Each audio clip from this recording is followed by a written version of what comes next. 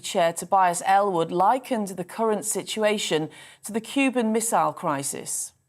He respects strength. We should have sent a division into Ukraine months ago. We should be putting in a no-fly zone now. There are massive consequences for allowing this to happen. You know, there's talk of Munich. Ben Wallace has been speaking about this. Look what happened there when we hesitated and we ceded control of parts of Europe. Where did that all end? You know, the world is changing fast. The West is looking too risk averse. America is nowhere to be seen. And normally, when America steps back, absents itself from the international stage, that's when Britain steps up to the plate.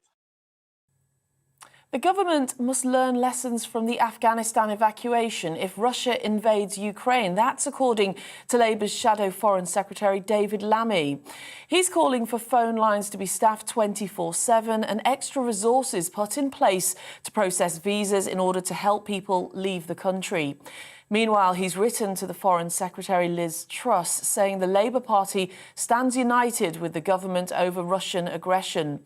Britons have been told by the Foreign Office to leave Ukraine immediately as Russia could launch an attack in the coming days. The Prime Minister insists he's getting on with the job despite a police investigation into alleged lockdown breaches. Number 10 says he's leaving London and starting the week in Scotland at a manufacturing site before heading to northwest England, where he'll visit an oncology centre. Mr Johnson says the government is focused on working to unite and level up the country. A former cabinet minister is among a group of senior Tory MPs and peers urging Boris Johnson to reverse the government's ban on fracking as the UK faces an energy crisis. In a joint letter to the Prime Minister, Lord Frost and around 29 other Conservatives said it's time to reverse this moratorium. The shale gas mining ban came into effect in 2019 after attempts caused 2 minor earthquakes in Lancashire. Lord Frost says ending it would lead to a British energy renaissance. The Mayor of London says he'll oppose the appointment of a new Metropolitan Police Chief unless they have a robust plan to deal with cultural problems in the force. Writing in The Observer, Sadiq Khan said he was deeply concerned that public trust in the Met had been shattered by a series of scandals. He says he'll work closely with the Home Secretary on Dame Cressida Dick's successor. The International Atomic Energy Agency is reviewing plans to release 1 million tonnes of water from Japan's Fukushima nuclear power plant. The water had been used to cool the plant's reactors damaged in the 2011 tsunami. Japan now plans to discharge the treated water into the sea in 2023. Neighbouring China and South Korea have both objected to the move. Police have moved in to clear and arrest the remaining protesters near North America's busiest land border, crossing the Ambassador Bridge in Canada. Demonstrators opposing vaccine mandates had occupied the bridge for 5 days, slowing trade and prompting President Biden to call for an end to the siege. Police barricades remain in place and it's not immediately clear when the bridge might be reopened. Now, how about this for a compensation claim? Northern Power has apologised after 74 customers were sent cheques worth an eye-watering £2.3 trillion each. The energy supplier has been issuing payments to thousands of customers left without power when Storm Arwen hit the UK last November. Well, one customer tweeted an image of what he received and jokingly asked if the company was sure they could afford it. Northern Power say they've all been cancelled now and the correct cheques will be on their way very soon indeed. Well, this is GB News. We'll bring you more news as it happens. Now let's return to Nana Akua.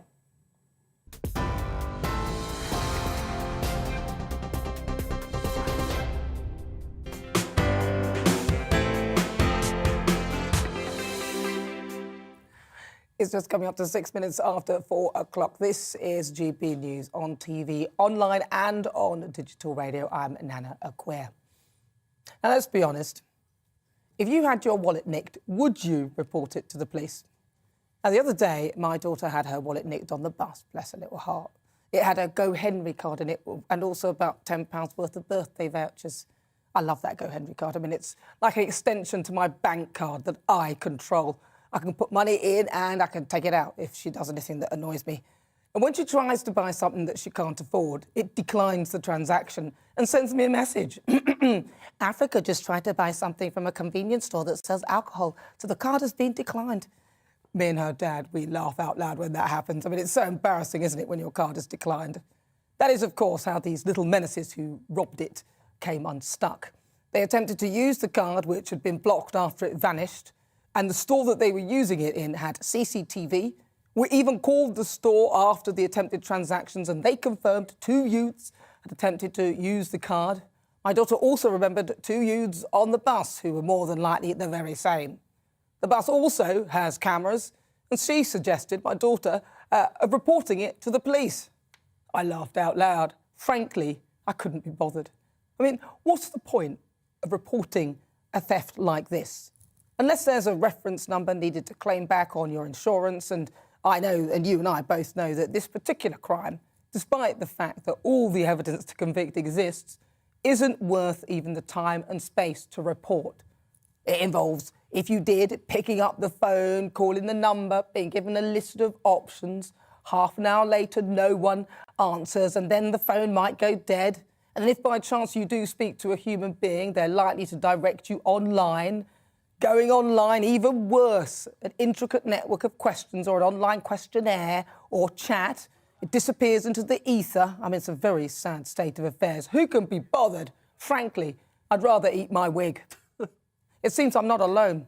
Not with the wig, obviously, but according to a poll, 1 in 10 people apparently would not report a mugging, burglary or assault to the police.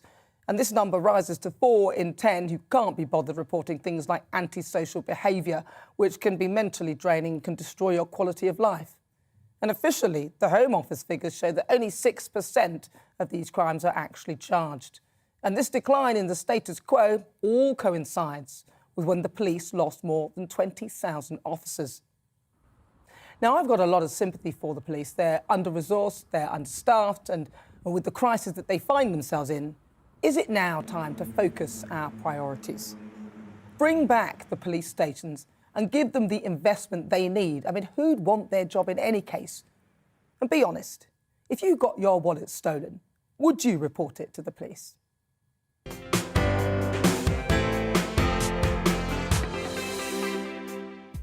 So before we get stuck into the debate, here's what else is coming up today. Each Sunday at 5, I'm joined by a celebrity, a former MP, or someone who's had an extremely interesting career to take a look at life after the job. We talk highs, lows, and the lessons learned and what comes next on the outside. And today, he was the first ever London mayor since the office was established. He served in the post for 8 years until he was unseated by Boris Johnson. I'll be speaking to Ken Livingstone, who'll be coming into the studio. And the great British debate this hour, does protesting achieve anything? Yesterday, protesters in London, Glasgow and as far as Bangor took to the streets to highlight the impact of the cost of living crisis across the UK.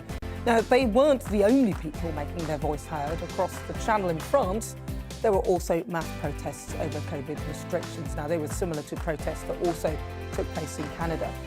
So I'm asking, does protest actually achieve anything? And I'll be joined in the studio by Alan Mendoza from the Henry Jackson Society.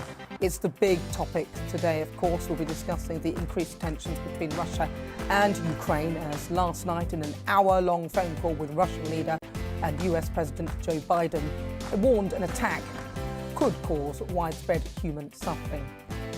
Tell me what you think on everything we're discussing. You can email gbnews@gbnews.uk, or why not send me a tweet at GBNews. I've got to say a huge apology to Susan, who sent me a lovely message. She watches in America. And then I replied and I said, thank you so much, Sarah. Susan, I felt so bad. I didn't know, you know when you send an email, you can't then stop it. So, Susan, I want to say good afternoon or good morning to you there. Right, let's get started. Welcome again to my panel, broadcaster Danny Kelly and GB News presenter Anaya Falarim Iman. Sorry, Anaya, for dragging you out from your show. There's somebody who's coming in new, who's never done the show before, and this is the first time she's here. She'll be punished when she gets here. I'm joking. Right, so I'm not joking, actually. So I'm going to start with Danny, just to give you a little break. Danny, OK, so we talked about it. The police, I feel real sympathy for them. They work extremely hard But if you get your wallet nicked, you're not likely to ever see it again. No, of course you're not. The only chance you got is in case a good Samaritan hands it in and you got your driving licence in there. My pal's pal had his 2018 Range Rover stolen. Oh, my goodness. 2 weeks ago. The police came round, they gave him a reference number for the insurance, and this fellow said, aren't you going to have a look at CCTV? And they just said no. They just said no. They're just too busy. Now, that lad's being paid out on that crime, and they're probably stealing more Range Rovers as we speak, because the thieves know that the police either can't be bothered or they haven't got the time to do it. I feel terribly sorry for the police. I'm incredibly pro-police. I certainly wouldn't walk around Birmingham with a stab-proof vest for 20 grand. No way. They're far braver than me, and they deserve as much respect as possible. I'm not convinced. I think this poll is slightly flawed, because it says here 1 in 10 wouldn't report a burglary. Well, you've got to report a burglary. Otherwise, you're never going to get paid out by your insurer. But that's 1 in 10. So yeah, that's right. So some people might not report it. Well, then you're not going to get paid out. Well, what if you're not insured? I mean, you know, for starters, I mean, you're taking on the idea that you think everyone's insured, but some people may not. But the general spirit of this story is the fact that people don't think there's any point complaining and reporting to the police. And what you said was really important and powerful about social disorder. You know, you can have your life basically ruined by people acting antisocially.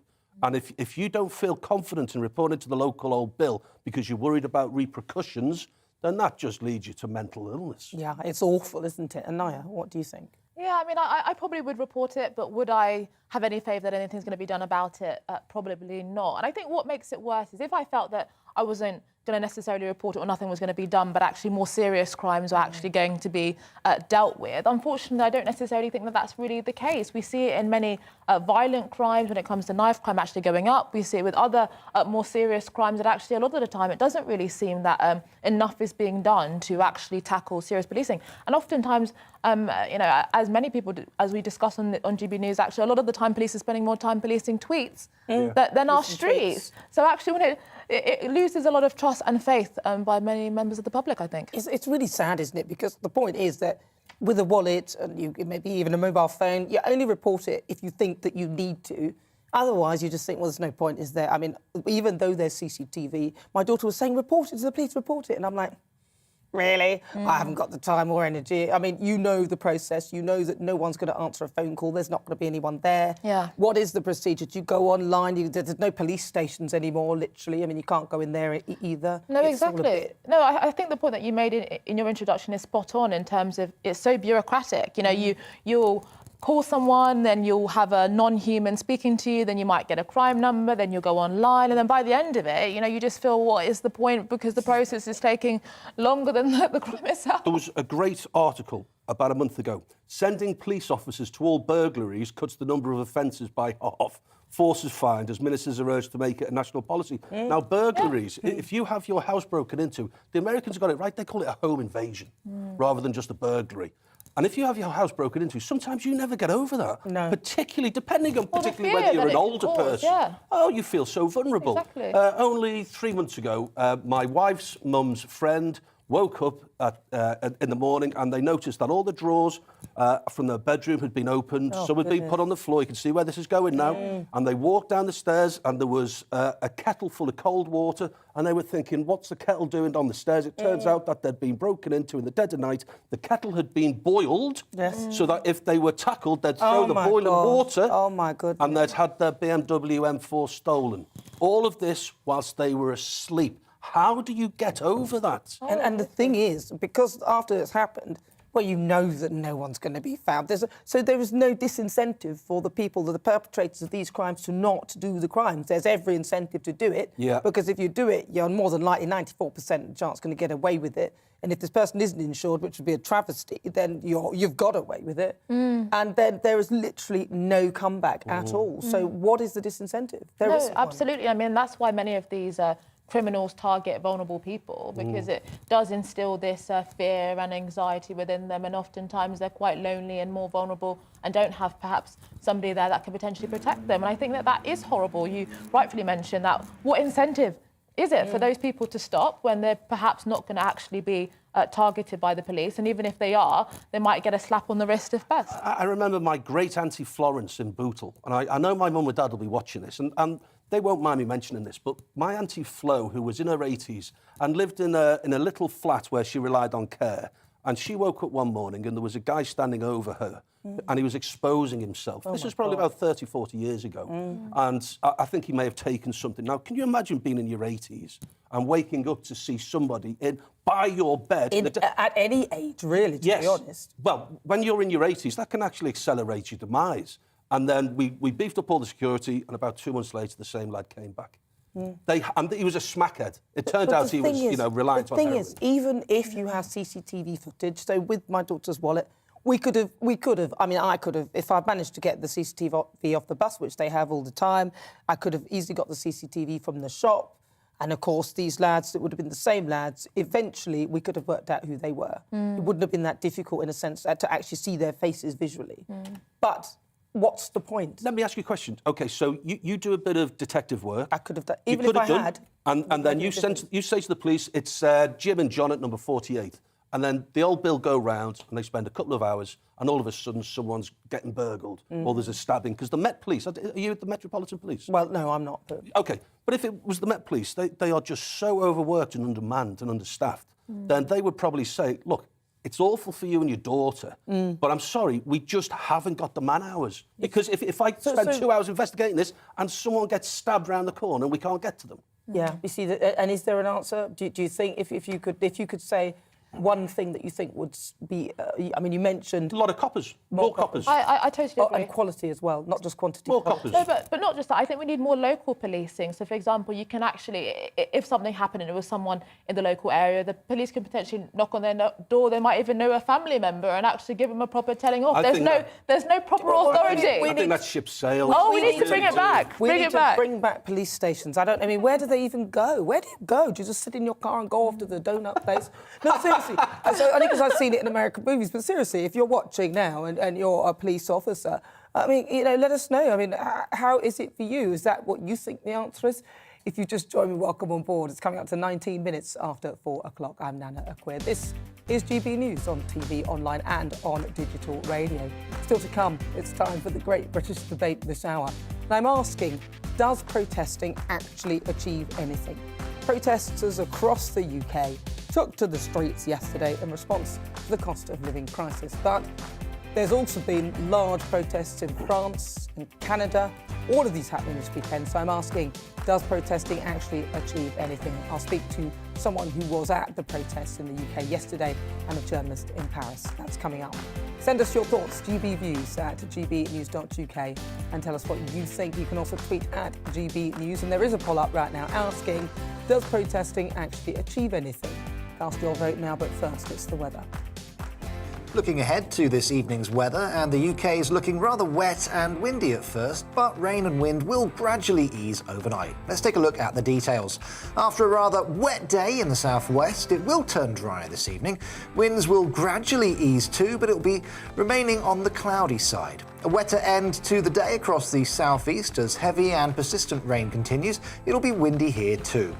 Also a cloudy end today across Wales, but rain will be lighter than it was earlier. Patchy rain and drizzle will continue throughout the evening and overnight. Across the Midlands now, rain will gradually ease, leaving a cloudy evening with outbreaks of drizzle at times. Heavy rain will clear northern England this evening, but the thick cloud could still bring some light rain at times. The cloud and brisk wind will keep temperatures up. It will be a wetter end to the day across Scotland, with some persistent rain and a little snow as well over the Highlands. Now, a damp end to the day also across Northern Ireland. The rain from earlier will bring a fair amount of spray on the roads across the UK, so take care if you're travelling this evening. Skies will stay cloudy overnight and heavy rain will gradually clear the southeast. However, further outbreaks of rain are likely, particularly in the north and west. And that's how the weather is shaping up overnight and into tomorrow morning.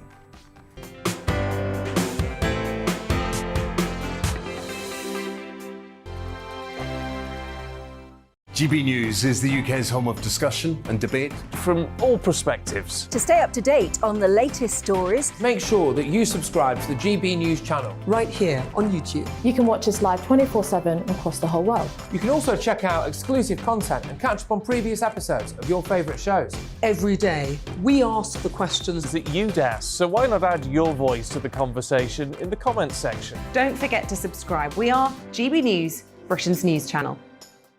Every night at 11 on GB News, we bring you the next day's stories the day before. Basically like time travel. If it's a big story, we'll cover it, guaranteed. But we'll also have some fun along the way. Big opinions, big laughs. Sometimes big hair. This is Headliners, the paper review show that won't send you to sleep like the others will. 11 p.m, 7 nights a week. Join us.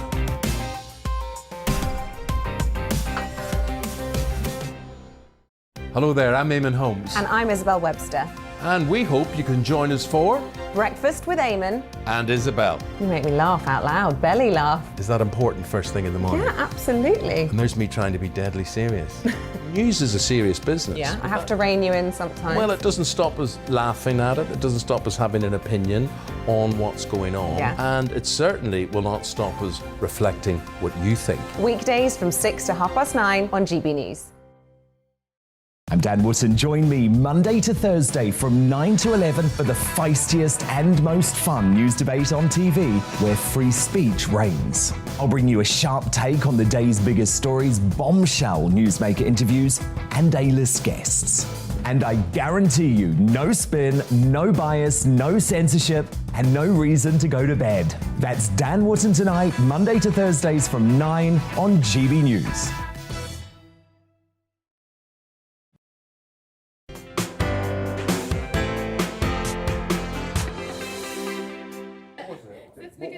Good afternoon, you're with me, No, Nana behaving Akua. This badly. is GB News on TV, online and on digital radio. Now, we've played a bit of musical chairs and I'm joined... Oh my God, who are you? I'm joking. By my new panellist, of course, it's Labour Councillor Paymana Assad. Welcome, Paymana. Thank you. Thank you very much for joining us. I'm very sorry for. No, that's okay. No, it's all good.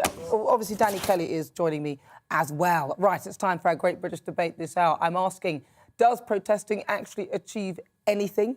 Thousands of people across the UK, from London to Glasgow and even as far as Bangor, which is not that far, but they took to the streets yesterday in protests over the cost of living. In Nottingham, protesters gathered in the market square to have their voice heard. But it's not only in the UK that there have been such large protests this weekend. In Canada and, of course, in France, there have been large rallies against coronavirus restrictions and vaccine mandates. In France, people fired tear gas at demonstrators shortly after a convoy protesting against restrictions made it into the capital. So this hour, I'm asking, does protesting actually achieve anything?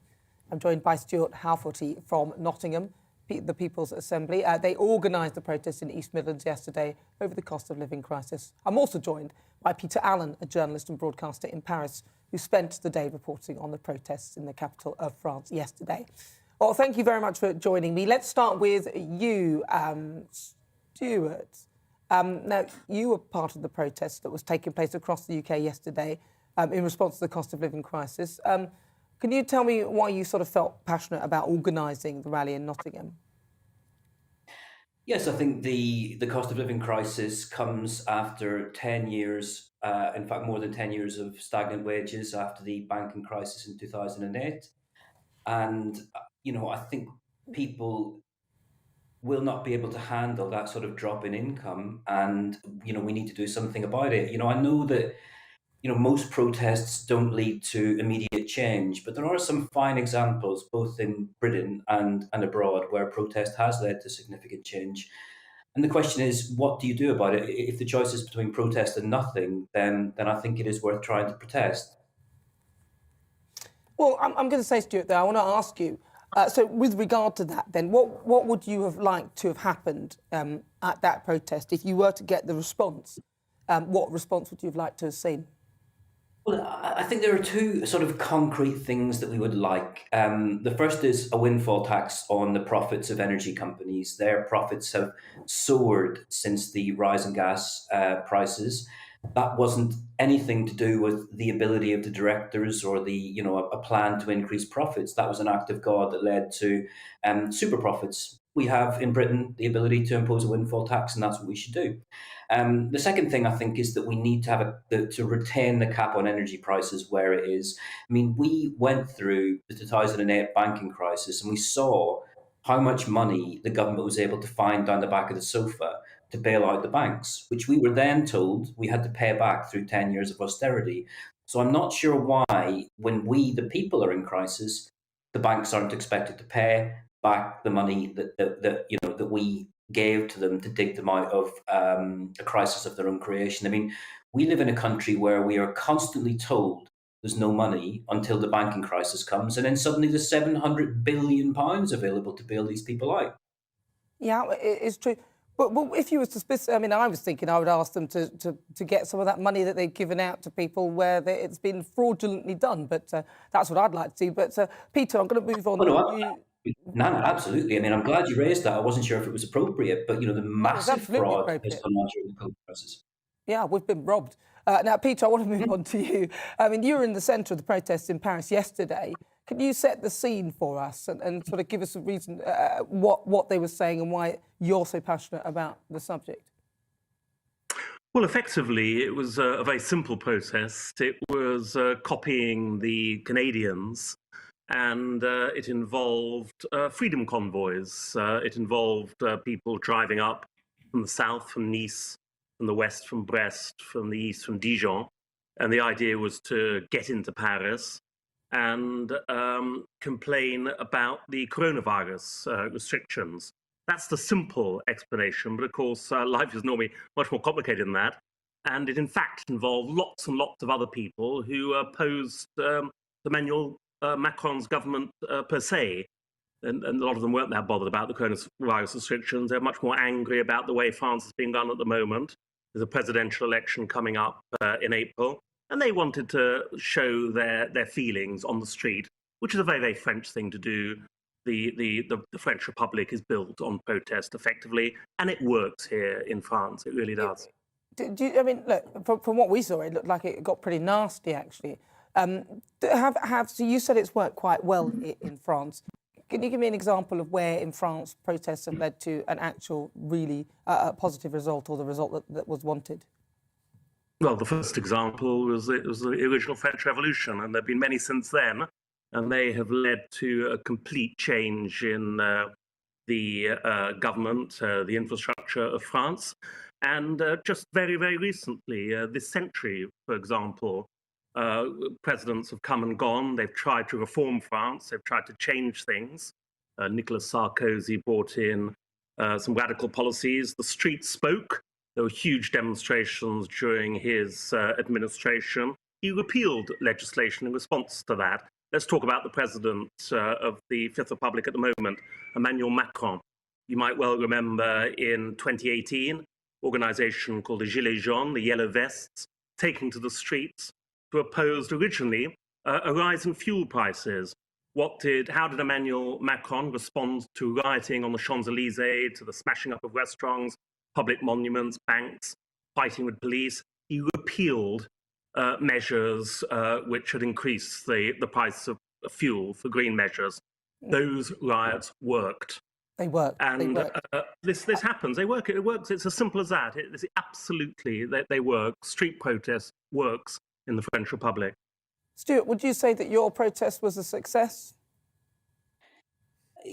Not really. I mean, Peter's taken the words right out of my mouth. If I was going to give an example of a successful protest, it would have been the Gilets Jaunes. They got a large part of what they wanted, and that process of demonstrating has meant that the French energy cap has not risen significantly. Macron gave, correct me if I'm wrong, but gave everybody €100 just last year in order to, get people into the high street spending again. And we haven't had that. I think that the the tradition of street protest in Britain is different. You know, we do have a long tradition of protest that runs from the peasant revolt in the 14th century right through to the English Civil War in the 17th century. You know, so we have a similar tradition to the French, but it seems to have died off in the last few decades. Now, the People's Assembly, you know, this is a beginning of a wave of protests because, of course, this isn't going to go away. I mean, when you talk to people, economists and others, they say there's going to be 2 to 2.5 years of rising prices, and it's unlikely they'll go back down again. So,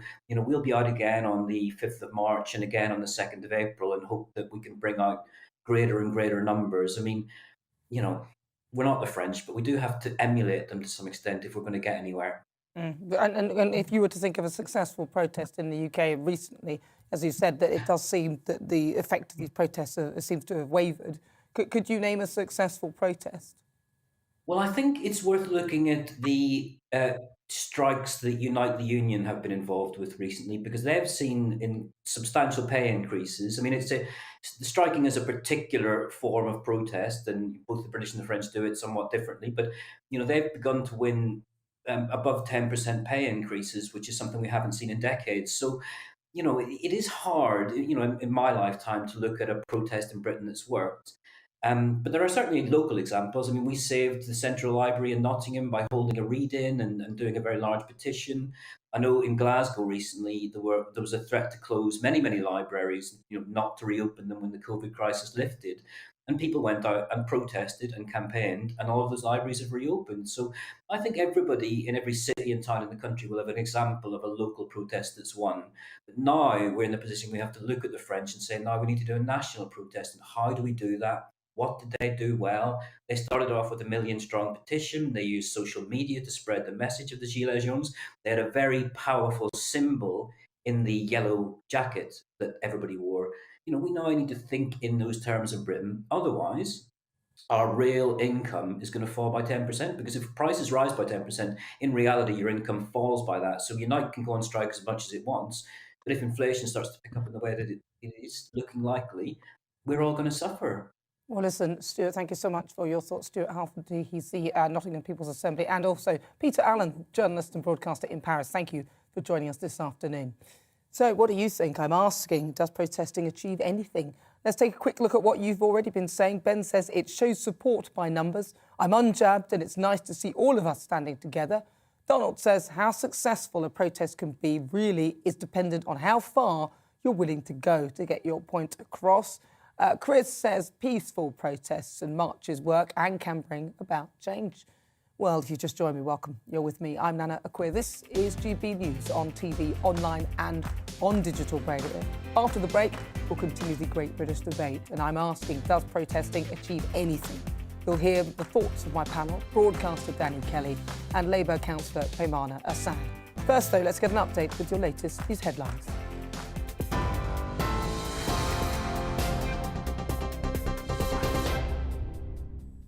Thank you. It's 4:34. I'm Miranda Shunker in the GB newsroom.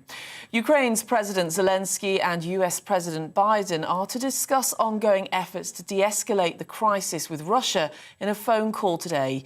It comes as some airlines announced they were cancelling or diverting flights to Ukraine amid fears of an imminent invasion. Earlier, Defence Secretary Ben Wallace cut short a family vacation to return to work because of the worsening situation. The Labour Party is urging the government to learn lessons from the Afghanistan evacuation to help people leave Ukraine if Russia invades. Shadow Foreign Secretary David Lammy is calling for phone lines to be staffed 24/7 and extra resources put in place to process visas. The Prime Minister will leave London this week, insisting he's getting on with the job, despite a police investigation into alleged lockdown breaches. Number 10 says he'll start the week in Scotland at a manufacturing site before heading to an oncology centre in northwest England.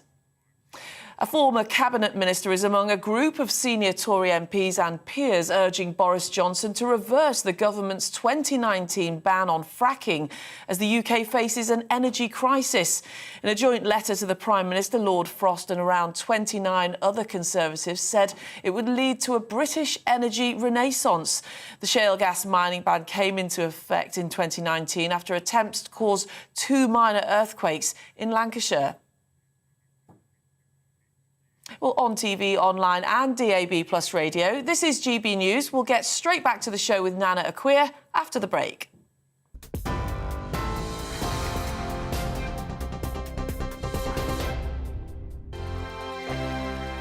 GB News is the UK's home of discussion and debate. From all perspectives. To stay up to date on the latest stories, Make sure that you subscribe to the GB News channel. Right here on YouTube. You can watch us live 24/7 across the whole world. You can also check out exclusive content and catch up on previous episodes of your favourite shows. Every day, we ask the questions that you'd ask, so why not add your voice to the conversation in the comments section? Don't forget to subscribe. We are GB News, Britain's news channel. Every night at 11 on GB News, we bring you the next day's stories the day before. Basically like time travel. If it's a big story, we'll cover it, guaranteed. But we'll also have some fun along the way. Big opinions, big laughs. Sometimes big hair. This is Headliners, the paper review show that won't send you to sleep like the others will. 11 p.m, 7 nights a week. Join us.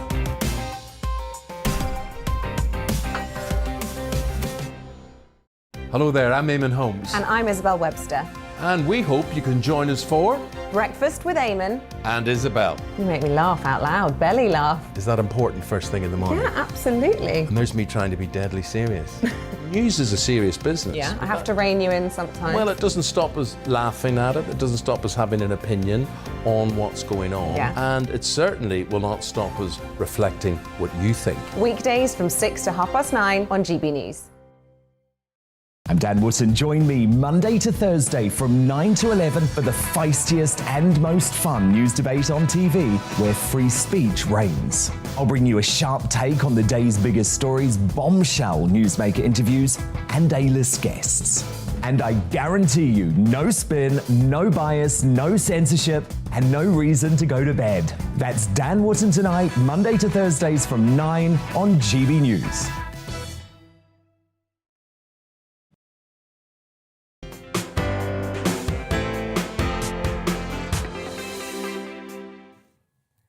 Minutes after 4 o'clock. This is GB News on TV, online and on digital radio. I'm Nana Akua.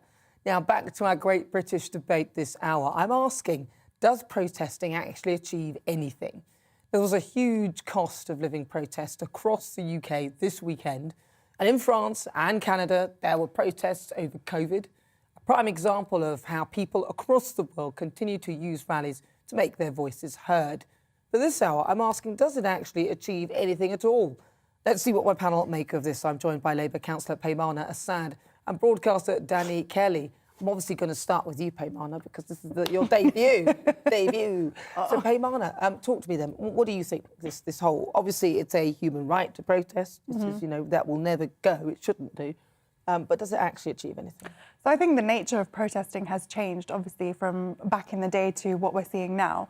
I mean, if you can think of the most famous protests probably in the UK is probably the suffragettes on the right to work, the right to education, and those protests were successful. But I think if we fast forward and we look at things like the Iraq War, we had 1 million people out on the streets, and that unfortunately didn't achieve anything. The government the government didn't listen. But I think if you have a simple message and the action is also simple and it's not complex, then I think that politicians will listen and protests can achieve something. But I think the main thing is pushing the needle a little bit forward, because if you continue to protest about something, I mean, look at Brexit, for example. There are people calling us to leave the European Union for a very long time before we actually had the referendum. So I think that in itself kind of pushes the narrative a little bit and gets people to change their mind and look at it a bit differently. I think protests do work. And it was interesting, the guy in France, because the French love to riot. We're much more modest when it comes to the way we protest. Not really. What about the toxic We need riots? to be really outraged, though, I think. I don't think so. Really? I think the Kill the Bill riots. We ended up throwing all sorts of things. I think there's quite a few of them out there. I think the spirit of the French identity goes back to the what was it called? The very 16th century? The Renaissance. Yeah. So anyway, all right, well, we can debate whether they like to riot or not. But Peter Allen said that they're successful because they riot. He didn't use the word protest as much. He used the word riot. Now, if a government changes its mind because of violence on the streets, then that shows the sign of a weak government. So if rioting works, that shows the sign of a weak government. The poll tax riot in 1990, which was an incredibly unpopular form of council tax revenue, they were rioting all across, mostly the north and Scotland, and in London as well. Now, Maggie Thatcher actually rode back on that, so that was a riot. Well, not really. All they did was change the name. No, so it wasn't really a poll tax now, it's more council tax. I suppose it's not based on whether you vote anymore. No, a poll tax was per adult head, so you could have 5 adults living in the house. It's based on whether you vote or not, wasn't it? A poll. That's what it was. No. A poll tax, as I understand it, was based on how many adults lived in the home. So, for example, if you had 5 adults living in the home, each adult had a price on their head. Yeah, if you're of voting age, though, I think that's why it was poll tax. So that's what it is. So it might be that way, but I think you had to pay it if you were of voting age. That's why it was poll, isn't it? Like an electoral poll. But are you saying then that rioting is what makes protests successful? Because in France, yeah. But I think in London with the poll tax, yeah. I think we shouldn't get to a stage where you have to riot. I think peaceful protest should be the way forward. I mean, if we look at the London riots, for example, people were outraged about what was happening in Tottenham, for example, on black people being stopped and searched and the need for police reform. And so lots of people came out and rioted. But did that bring any real change until this moment today? I don't think it did. And actually, as you say, the poll tax was based on the people in the house per head. Well, the council tax is pretty much, in a way, similar, isn't it? It's based on the value of your home. It's based on the value of your home, but then if you have students in your house, then they don't pay. And so there's some real similarities. It's not that much different in a sense, Well, put it this way. People rioted, and then when Maggie Thatcher changed her mind, people stopped rioting. So there was a discernible difference between poll tax and council taxes. Black Lives Matter, that was a protest. That worked. Well, look at how it's affected the media landscape. I think it pushed the narrative forward. I think it pushed the narrative forward in terms of needing for police reform and bringing attention of the government onto the issue of stop and search, onto the issue of black people losing their lives due to, excessive authority. I don't think it actually worked at all. I think it actually worked in reverse. Black Lives Matter protested. Well, I think Black Lives Matter protests worked in reverse. Because I know a lot of my friends who were white saying, well, what about us? This doesn't sound right to me. And then they felt that they were being told that they're racist because of the whole narrative. I think that the protests, whilst there seemed to be a more consciousness in terms of black people who haven't got jobs in TV and all this sort of thing, will give you... I think there was a slight consciousness, but that wasn't really that wasn't a genuine consciousness. That was just to me, that was a knee-jerk reaction. Levelling up all But no, I don't think it was levelling up. I actually think that it worked in reverse because you ended up with a lot of people quite annoyed, actually, with the protests. And I, for one, as a black person, didn't find that they were very productive to me. I think that's to do with the communication. Again, I come back to this. Having a simple message and pushing that simple message on exactly what you want. And I think it got a bit complex with Black Lives Matter because some of them were calling for defund the police, some of them were calling for police reform. And so it was a bit complex. But I think the main issue here is that they did bring attention to the issue that, black people are 9 times more likely to be stopped and searched than a white person. Well, it depends where you are. Listen, if you're in Brexit... Well, I'm sorry. Yeah. I've got to stop you with those statistics because it's easy to chuck them out and then not actually... But that's the actual statistic. Sorry, excuse me. And not actually place them. I'm not saying it isn't a statistic, but if I go to a place where there are loads of black people, where 9 out of 10 of people are black, and it's a place where there's quite a bit of knife crime and stuff, and they say that black people are more likely to be stopped and searched. For example, if you use Brixton as an example, well, there are more black people in Brixton, so they are obviously more likely to be stopped and searched. If you went to a place where it was notoriously white, then perhaps if black people there were always stopped and searched, then you could potentially bring that as an example. But the question, Nana, is why should someone who is... For example, I have a friend who's a teacher in South London, and he continuously gets stopped by the police. And his car is known to the police. He's been stopped not once, twice, 3 times, 4 times, 5 times. Now, shouldn't that police officer, it's the same police force, the same unit, they know he's a local school teacher. Why do they continue to stop him? The question is, are you doing it because you're racially profiling someone, or are you doing it because you actually think there's a threat here and you need to stop and search them? To me, so that's the question Well, let me answer it for you. To me, that seems like a bit of lack of communication within the force. That I don't know what that's about. The police don't look that great to me in terms of their behaviours. So I couldn't even answer that to begin with. But that's just one example. But there should be better communication. Yeah. But I don't object to people being stopped and searched if there is a level of profiling, because that thing says that actually more black people, as you said, more black people are likely to be killed, or more black people are this, or then you are likely, and it makes sense for you to search more, if especially as more black people kill black people than white people kill black people. Let's get that straight. So I don't have any issue with people being stopped and searched as long as it's done with respect. Yeah, and also each copper nowadays has a video camera. Yeah. So that ensures good behaviour, one would hope. Hopefully. Yeah. Now listen, I'm taking ourselves away from London for a second, because I live in the Midlands. Well, absolutely. And whenever I see knife crime in London, Yeah. invariably it's a young black boy who's being killed by a young black boy. Exactly. And we can't ignore that. That is obvious, and unfortunately it's reality. And I remember seeing, it was such a heartbreaking poster of just the faces of people who'd lost their lives. And I would say overwhelmingly, I didn't count, but I'd say 9 out of 10 were young black boys.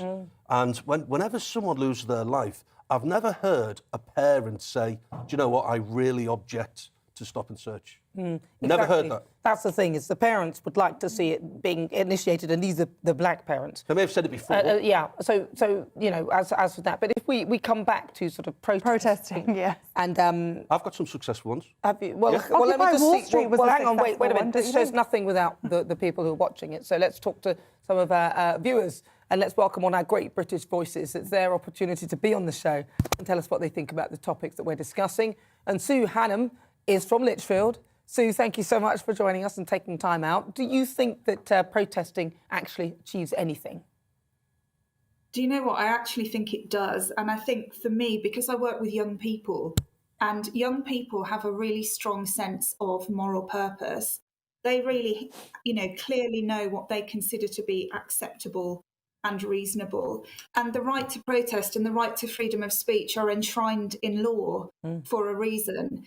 And you only have to look at something like, the World Economic Forum report onto future education that was written in 2020.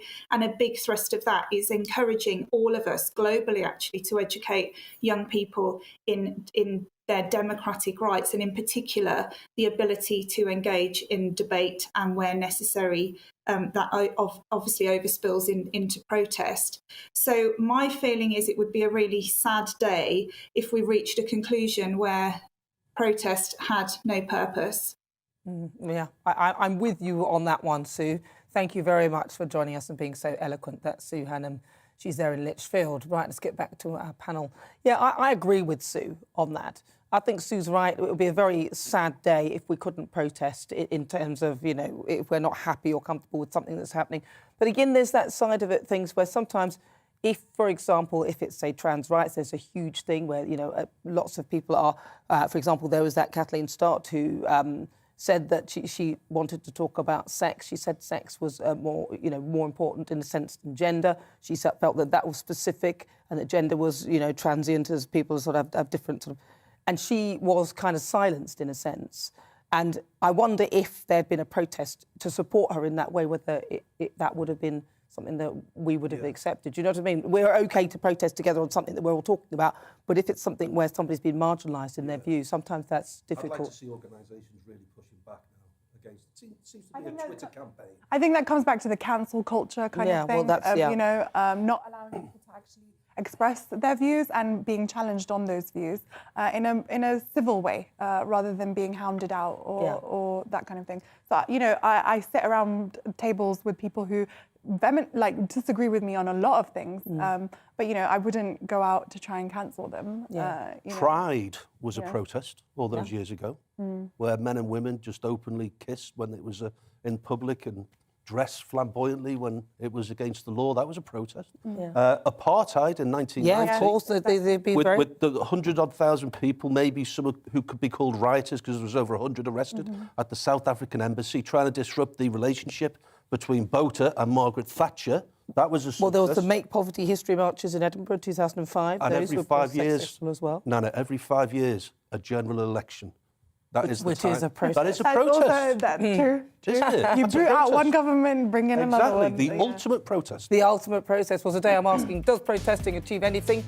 Lots of you have been getting in touch with your views. Russell says, I'm sure a lot of people go to these events with the best intentions, but unfortunately, the extremists spoil it. Yeah, that's a problem, isn't it? David says it's always dependent on the subject and its support. Only at a general election does anyone's voice truly matter. Melody says in the 1990s, the poll tax protests worked pretty well. Very similar to the cost of living protests. Well, let's hope they do work well. Let's hope the government can do something about all the money that they've wasted Brian says protests have to work. When politicians and the associated media are not listening, they are the only way to get your point across. And agreed. I mean, what other way do we have? John says protests are completely pointless and are just disruptive. There's also a poll out, and when he says that, I'm thinking Extinction Rebellion. There's also a poll up on Twitter today throughout the show asking, does protesting achieve anything? And currently, you'll be surprised to hear 52% of you say yes, they do. Only 52%. I thought it might be higher. You're with me, Nana Akua. This is GB News on TV, online and on digital radio. Still to come, it's time for World View. We take a look at what's making the headlines across the globe. And today, of course, it's the big story. The UK Defence Secretary Ben Wallace says that Russia is highly likely to invade Ukraine despite ongoing diplomatic efforts. I'll discuss that with Alan Mendoza, the Executive Director of the Henry Jackson Society. We'll be back after this.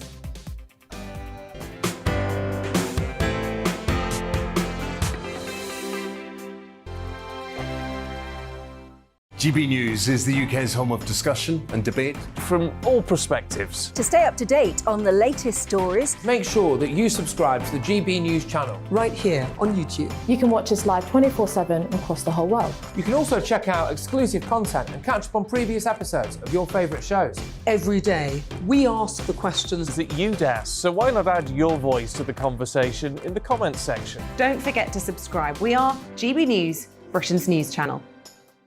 Every night at 11 on GB News, we bring you the next day's stories the day before.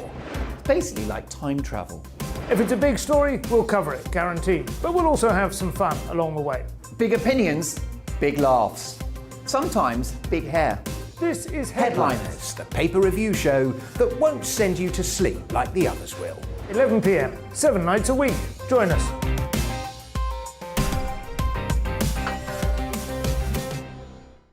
Hello there, I'm Eamon Holmes. And I'm Isabel Webster. And we hope you can join us for Breakfast with Eamon and Isabel. You make me laugh out loud, belly laugh. Is that important first thing in the morning? Yeah, absolutely. And there's me trying to be deadly serious. News is a serious business. Yeah, I have to rein you in sometimes. Well, it doesn't stop us laughing at it. It doesn't stop us having an opinion on what's going on. Yeah. And it certainly will not stop us reflecting what you think. Weekdays from 6 to 9:30 on GB News. I'm Dan Wootton. Join me Monday to Thursday from 9 to 11 for the feistiest and most fun news debate on TV, where free speech reigns. I'll bring you a sharp take on the day's biggest stories, bombshell newsmaker interviews, and A-list guests. And I guarantee you, no spin, no bias, no censorship, and no reason to go to bed. That's Dan Wootton tonight, Monday to Thursdays from 9 on GB News.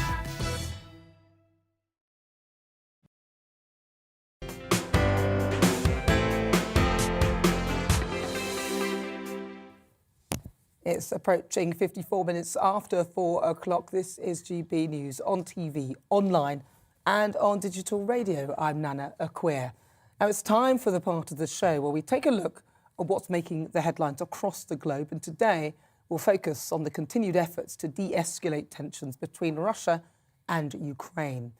Now the UK's Defence Secretary Ben Wallace says that Russia is highly likely to invade Ukraine despite ongoing diplomatic efforts. He also suggested that there was a whiff of Munich in the air, a reference to diplomacy that failed to prevent World War II. Very, very worrying. President Joe Biden has spoken to his Russian counterpart Vladimir Putin over the phone in a bid to diplomatically resolve the escalating situation on the Ukrainian border.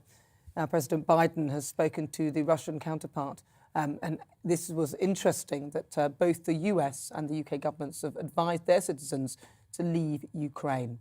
I'm joined now by Alan Mendoza, the Executive Director of the Henry Jackson Society, a transatlantic foreign policy and national security think tank. Alan, well, we talked about this, we were talking about it. You were saying that you don't think Vladimir Putin wants to take over the whole thing.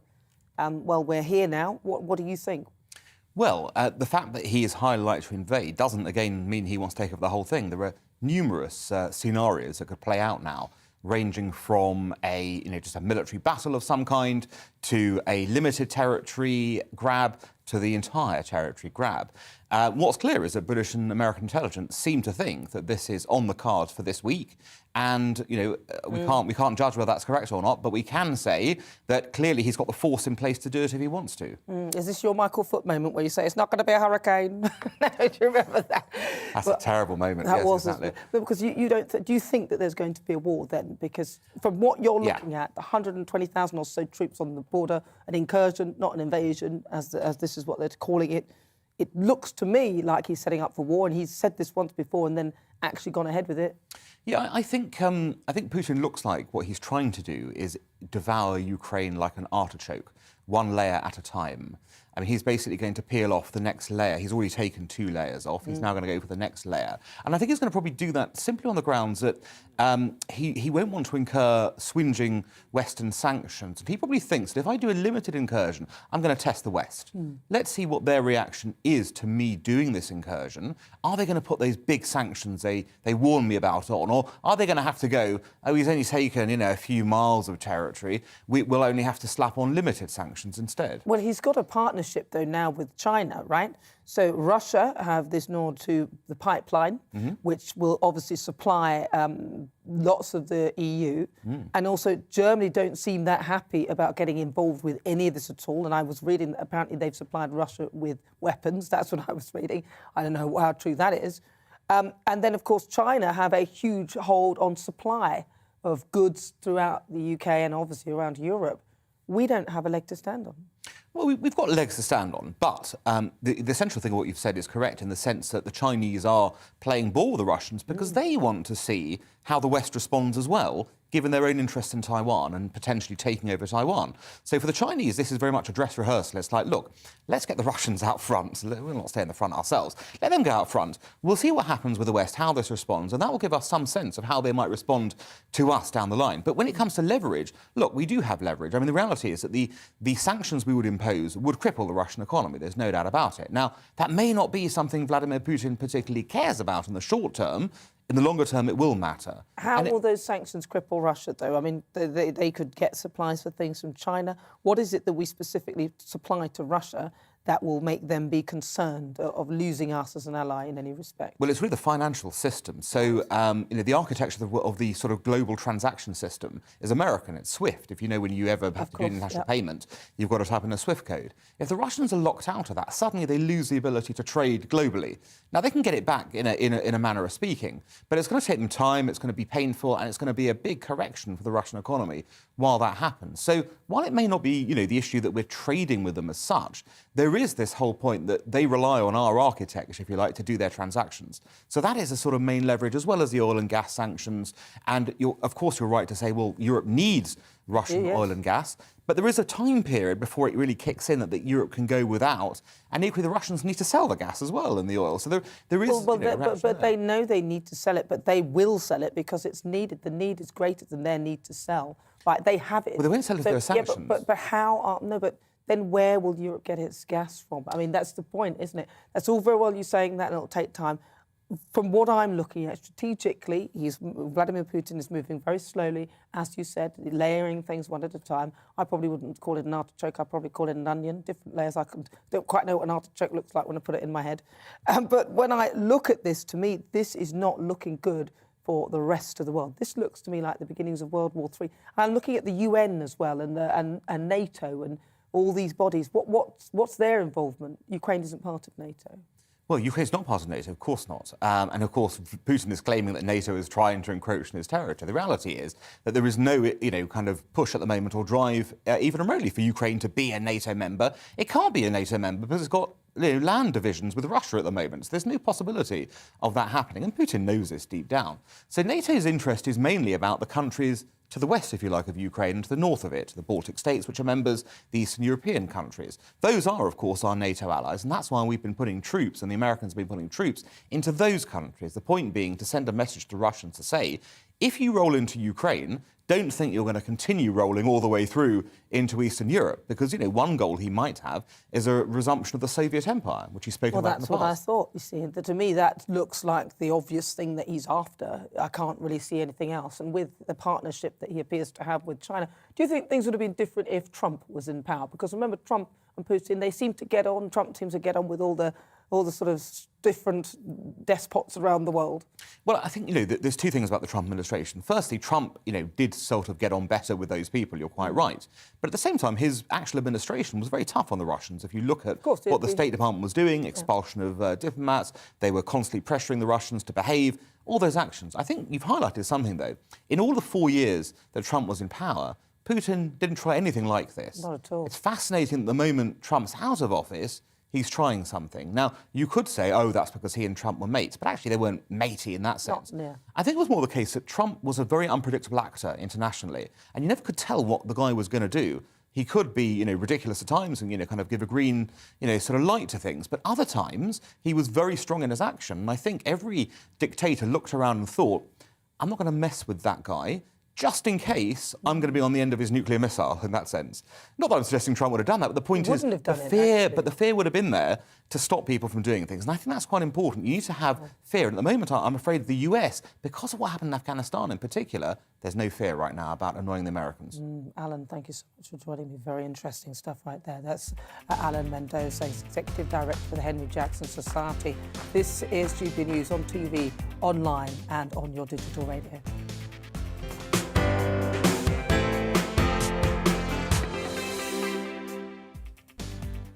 I'm Nana Akua. Welcome on board if you've just tuned in. Now, for the next hour, me and my panel will be taking on some of those big topics hitting the headlines right now. But first, let's get your latest news headlines.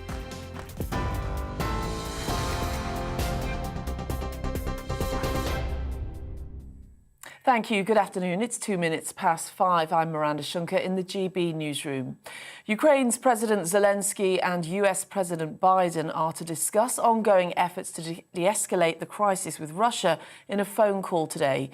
It comes as some airlines announced they were cancelling or diverting flights to Ukraine amid fears of an imminent invasion. Defence Secretary Ben Wallace has cut short a family holiday to return to work as he believes an attack is highly likely. Speaking to GB News, Defence Select Committee Chair Tobias Elwood likened the situation to the Cuban Missile Crisis.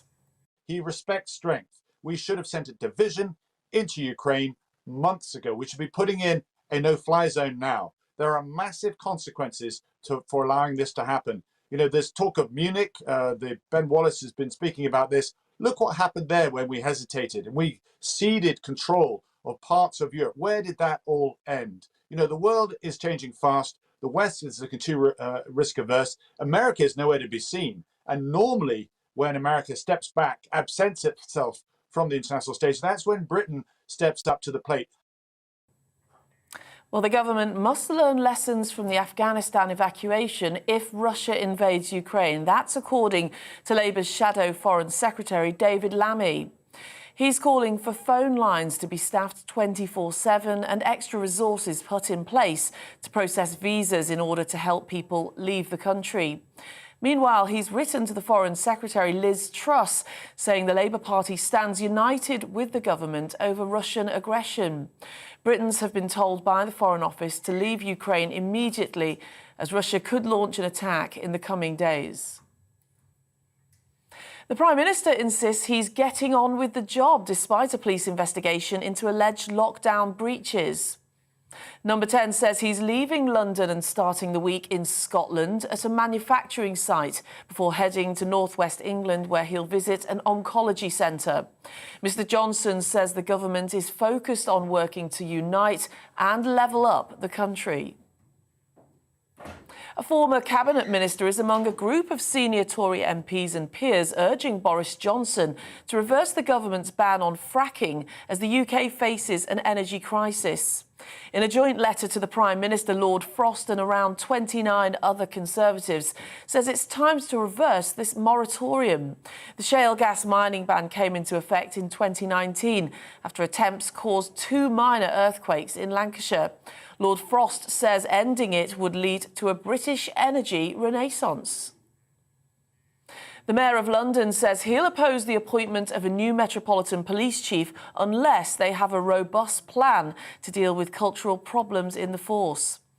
Writing in The Observer today, Sadiq Khan said he was deeply concerned that public trust in the Met had been shattered by a series of scandals.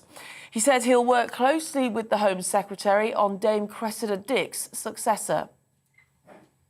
The International Atomic Energy Agency is reviewing plans to release 1 million tonnes of water from Japan's Fukushima nuclear power plant. The water had been used to cool the plant's reactors damaged in the 2011 tsunami. Japan now plans to discharge the treated water into the sea in 2023.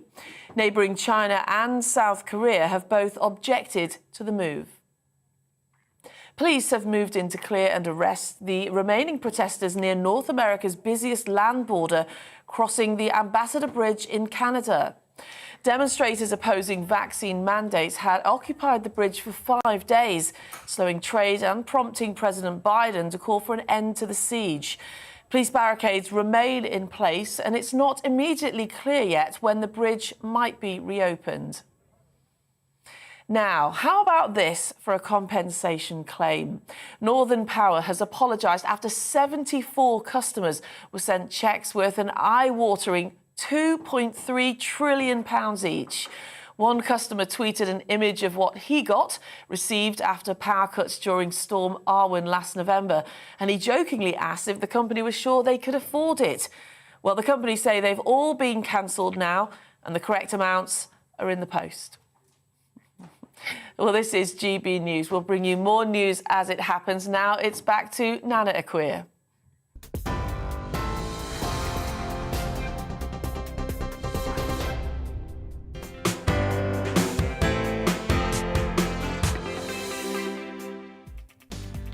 So good afternoon. If you've just joined me, where have you been? This is GB News. I'm Nana Akua. You're watching either on TV, online or on digital radio. And for the next hour, me and my panel will be taking on some of the top stories hitting the headlines right now. This show is all about opinion. It's mine, it's theirs, and of course, it's yours. We'll be debating, discussing, and at times we will disagree, but no one will be cancelled. So joining me today, it's broadcaster Danny Kelly and Labour councillor Peymana Assad.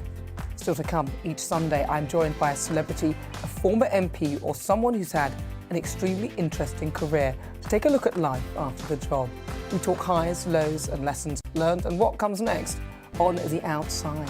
And in a few moments' time, I'll be speaking to Ken Livingstone. He was the first ever London mayor and served in the post for 8 years until he was unseated by Boris Johnson. The Great British Debate this hour, the French international footballer Kurt Zouma's been widely criticised for footage as it emerged of him slapping and kicking his cats. The RSPCA said since taken them away from him, and he's still been in the team for the Premier League club West Ham. So I'm asking, should we be tougher on animal cruelty? Email gbviews@gbnews.uk or send me a tweet at gbnews.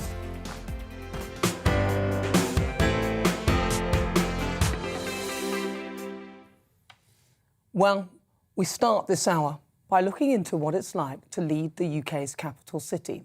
Someone who knows the answer to that question is, of course, Ken Livingstone. He was the first ever London mayor since the office was established and served in the post for 8 years until, of course, he was unseated by the now Prime Minister Boris Johnson. And as mayor, he introduced the Oyster card, initiated London's bid to host the 2012 Olympics and led the city through the 7/7 bombings. And I'm pleased to say Ken joins me now. Ken, thank you so much for coming in. It's really good to meet you. Thank you for that nice introduction. Well, I mean, seriously, my dad, if I was to tell him, if he's watching now, he said, Ken Livingstone, you are so good. He used to talk about you all the time. Now, you were widely praised. I mean, you were widely praised for your leadership at the 7/7 bombings. This must have been a real moment in your... Well, it was devastating because I was on the other side of the planet. We just won the Olympic Games bid in Singapore. And so I'm waiting, to set off and come back. And then this news comes over and I just thought, I want to be in London, not on the other side of the world. But the most important thing was because those terrorists, they wanted to divide people. They wanted to cause violence. And so that speech I made, which Yes. was very passionate, and I hadn't prepared it, I just said what I thought, was about keeping us united. And what I'm delighted about is in the days following those bombings, the police didn't record a single incident of someone attacking an Asian. I think my speech was helpful in that. Yeah, I mean, I remember that moment well as well, because I was actually living in London at the time, and it was very, very scary. London was a very frightening place to be. And for you, how did you manage to sort of bring back the energy and build the confidence? Of course, there's Transport for London. That would have been, obviously, it was on... Well, it literally, in the days afterwards, people did look very nervous on the tube and the buses. But it passed fairly quickly. Yeah. I mean, and the simple fact is, all around the world now, there are terrorist acts again and again. And we knew we were at risk because after the 9/11 attack in New York, we knew we must be a target as well. And so we started planning for that. And before that, before those 9/11 attacks, we had no plans in the police for coping with a terrorist attack. I mean, in the old days, it had been the IRA letting off a bomb every now and then, but that had all been sorted out by Tony Blair and doing a deal with the IRA on that. And so I just think people, they just know, you know, there's always going to be a terrorist turning up somewhere and doing something mad. And I had a horrible feeling it may get more common in the future because more and more people are angry. They've not got good jobs, not got opportunities. They've, been badly treated by family and things like that. And you actually look, the murder rate in Britain today is 4 times what it was in the 1950s. And you just think, what's fueling that? Yeah, I mean, it's horrendous. I mean, the knife crime as well in London, that's frightening. All that. When I was a teenager, I never saw a boy with a knife. No. It just seemed unbelievable. So all of that sort of under Steve Khan's reign, I won't mention him because, some of the things I've seen and the way London's been handled, to me, I'm not seeing the kind of, the strength and leadership that was around when you were there. But I have to also say that you did bring about that bendy bus. I'm not forgetting that, those things that caught fire. Well, and then Boris got rid of them, of course. But you see, when I left school, I was only earning £6 a week. So it's only when I became an MP in my late 40s I could afford to buy a car. So all my life I was using the bus, the tube, and I wanted. They'd been allowed to decline before I became mayor. I mean, there'd been no investment in them, and so if you look back at what changed, and I did the same in the 1980s when I was leader of the Greater London Council. Having got elected, I cut the fares by a third, and immediately the number of people on the bus and the tube doubled. Because it was suddenly, people were leaving their car at home, it's so much cheaper to get that. And if we want to save our planet, we've got to encourage people to get out their car and use public transport or walk or cycle. Or if they do come in, we've got all these clean air zones now and the ULEZ zone and the congestion charge, which we all knew would go up and up and up. It's still not good enough. I mean, the level of pollution is here in London, it's about twice above the level that should be the maximum. And I've been breathing this air in for 76 years, and I've got the lung capacity of someone about. My lung capacity is about a quarter less than it should be. Really? And literally, a lot of that. I almost died when I was a kid because I got TB, and that most likely had an impact on my dear old lungs. But you're looking good on it, Ken, to be honest. You're 76 now. Hang on, you can't say. If you look back at me, no woman ever went out with me because of the look of my face or the sound of my voice. I was a nerdy little kid. No, but you are one of my father's idols because he used to talk about you all the time. He used to agree with almost everything you said. You have done a lot of things in your time. In particular, you were the person who initially sorted out the bid for the 2012 Olympics, even though Boris does get a lot of the credit for it. Yeah, you didn't invite me to the opening. I know, that was terrible. But see, when I came into politics in the late 1960s, whether you were Labour or Tory, you came into politics to make life better for people. And that's what, I followed John Major onto my local council. He, as a Tory chair of the Housing Committee, had built more council housing than the previous Labour administration. That's what we all came into politics to do. Now you look at people like Boris or Trump, and they just want to be a famous celebrity. They don't do anything. What do you think about what's going on with Boris Johnson? Do you think, just in your view, that he should go, or do you think he's going to be gone? I mean, literally, his poll ratings have collapsed. They're about the lowest that I've ever seen for any politician. And every Tory MP knows if he loses them into the next election, they're going to have a massive loss. I mean, Boris initially, people I think really thought he's funny, I'd like to have a chat in the pub and all of that. But now they've seen him running the country for the last 2 years, they realise he's a disaster. And I have never seen any politician's poll ratings collapse as dramatically as his. And so they will get him out, hopefully as soon as possible. You think? But the press have a lot to do with it as well. I mean, they're milking every single eke out of anything, aren't they? They're eking even a Zoom party, which is a little slightly out of order. But I mentioned Sadiq Khan. I'm wondering what you think of him. He's just recently dispatched of Cressida Dick. Would you have said that was the right thing to do? And I don't know. What's come out about all the racism and homophobia, she should have been tackling that more. So I might have given her a bit longer to try and turn it all round.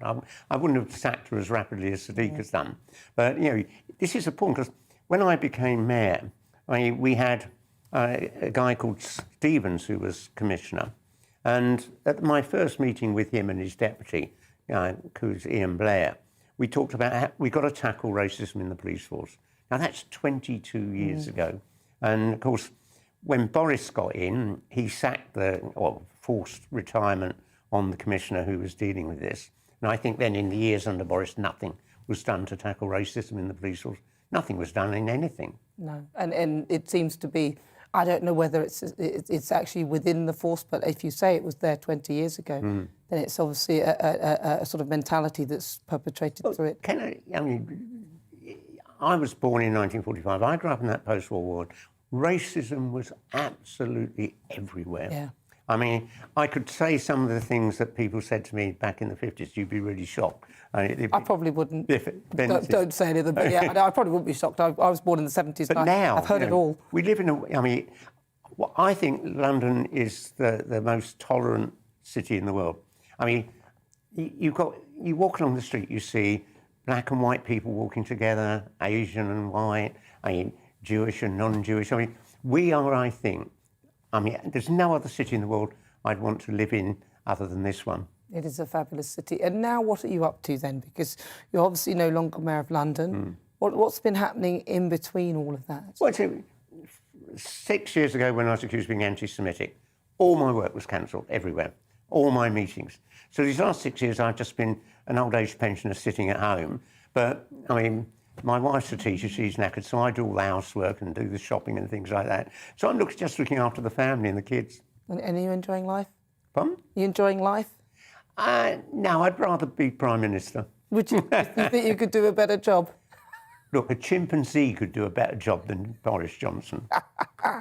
Ken, thank you so much for coming. Pleasure. It's so good to hear what you've been doing on the outside. That's, of course, the fabulous Ken Livingstone, former London Mayor. Well, coming up, it's the Great British Debate this hour. I'm asking, should we be tougher on animal cruelty? Footballer Kirk Zuma has been strongly criticised after footage of him emerged slapping and kicking his cats, which was shared online. The RSPCA has since taken away the animals, and his football club, West Ham, have fined him a large amount of money. But he's still involved in the club on fields, and also I think they were planning to play him today, but he's not playing. I'm asking, though, should we be tougher on animal cruelty? Let's get another update with your weather. Looking ahead to this evening's weather, and the UK is looking rather wet and windy at first, but rain and wind will gradually ease overnight. Let's take a look at the details. After a rather wet day in the southwest, it will turn drier this evening. Winds will gradually ease too, but it will be remaining on the cloudy side. A wetter end to the day across the southeast as heavy and persistent rain continues. It'll be windy here too. Also a cloudy end today across Wales, but rain will be lighter than it was earlier. Patchy rain and drizzle will continue throughout the evening and overnight. Across the Midlands now, rain will gradually ease, leaving a cloudy evening with outbreaks of drizzle at times. Heavy rain will clear northern England this evening, but the thick cloud could still bring some light rain at times. The cloud and brisk wind will keep temperatures up. It will be a wetter end to the day across Scotland, with some persistent rain and a little snow as well over the Highlands.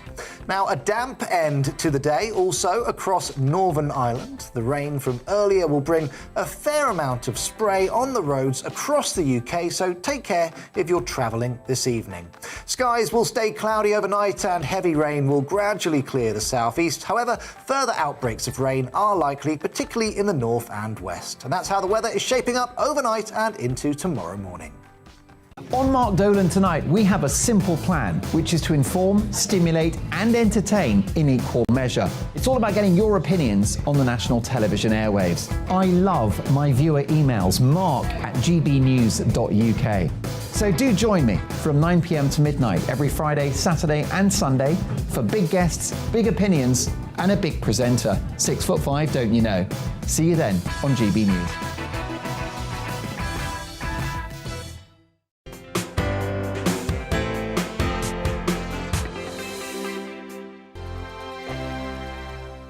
GB News is the UK's home of discussion and debate. From all perspectives. To stay up to date on the latest stories, make sure that you subscribe to the GB News channel. Right here on YouTube. You can watch us live 24/7 across the whole world. You can also check out exclusive content and catch up on previous episodes of your favourite shows. Every day, we ask the questions that you'd ask, so why not add your voice to the conversation in the comments section? Don't forget to subscribe. We are GB News, Britain's news channel. Every night at 11 on GB News, we bring you the next day's stories the day before. It's basically like time travel. If it's a big story, we'll cover it, guaranteed. But we'll also have some fun along the way. Big opinions, big laughs. Sometimes big hair.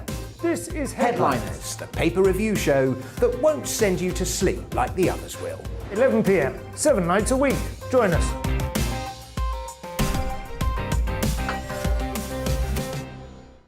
Hello there, I'm Eamon Holmes. And I'm Isabel Webster. And we hope you can join us for Breakfast with Eamon. And Isabel. You make me laugh out loud, belly laugh. Is that important first thing in the morning? Yeah, absolutely. And there's me trying to be deadly serious. News is a serious business. Yeah, I have to rein you in sometimes. Well, it doesn't stop us laughing at it. It doesn't stop us having an opinion on what's going on. Yeah. And it certainly will not stop us reflecting what you think. Weekdays from 6 to 9:30 on GB News. I'm Dan Wootton. Join me Monday to Thursday from 9 to 11 for the feistiest and most fun news debate on TV, where free speech reigns. I'll bring you a sharp take on the day's biggest stories, bombshell newsmaker interviews, and A-list guests. And I guarantee you, no spin, no bias, no censorship, and no reason to go to bed. That's Dan Wootton tonight, Monday to Thursdays from 9 on GB News.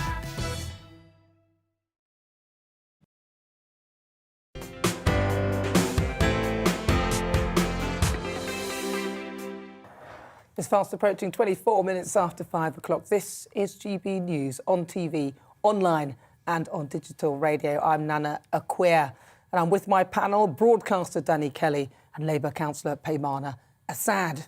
Right, so it's time for our Great British Debate this hour. And I'm asking, should we be tougher on animal cruelty? Now, the French international footballer Kurt Zouma has been widely criticised after footage emerged of him slapping and kicking his cats. The RSPCA has since taken his pets away, but he's still being in the team for his Premier League club, West Ham. He was even named in the starting lineup for the club's match against Leicester today, but was replaced before kick-off because he felt unwell. So I'm asking this hour, should we get tougher on animal cruelty? Joining me now to talk about this is animal welfare campaigner Debbie Matthews. Debbie, thank you so much for joining me. I mean, are we too soft on animal cruelty? Well, the government have gone to great lengths to improve our legislation on animal welfare. And in fact, last year, they passed the animal cruelty law, which has been in effect from June last year, to people being put into prison up to 5 years. And so the law is there. We've got to see now that it is carried out. In this instance, we don't want to see the cats returned. He shouldn't. He should be banned for at least 5 years from having animals. These are things that are already in place. So we just hope RSPCA carry out and investigate this properly. I mean, what were your thoughts when you heard? I mean, I can't watch that footage because I can't watch somebody hurting animals in that way. Can't watch somebody hurting anybody in that way, frankly. But what did you think when if you saw the footage? I mean, did you watch it? I watched it. I couldn't believe my eyes, actually. Not the fact that he was drop kicking the cat. Then he chases it and rushes around the table. His brother is laughing while he's filming it. And then a kid picks up the cat to hand it to him so he can slap it. It just beggars belief what goes on when the filming isn't on. I can't believe how anybody can think that that's the right thing to do. And then to share the video. It's just shocking. Well, it's unbelievable that, I mean, if you were going to behave like that, the fact that anyone was stupid enough to share it and think that it would actually be acceptable shows a certain level of I don't know what. But do you think then, because West Ham, apparently he was in the starting lineup, do you think they should still be using him after that footage? Do you think that's enough to sort of drop him?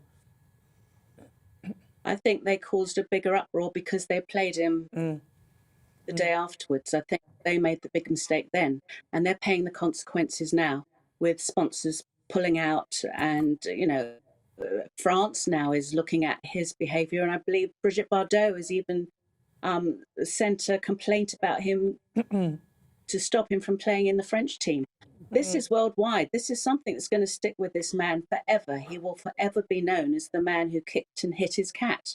I mean, he has apologised, but I mean that's hardly enough. I mean, it has cost the club, as you said, a lot, quite a bit, and nearly £30 million apparently in terms of, I think, sponsorship and things like that. Do you think there is a problem with pets being treated as possessions in the eyes of the law rather than living things? Because that's how it currently stands. Well, yes, I've been campaigning for many years to get pets moved from property, where my main campaign is for pet theft reform, to get pets protected in theft.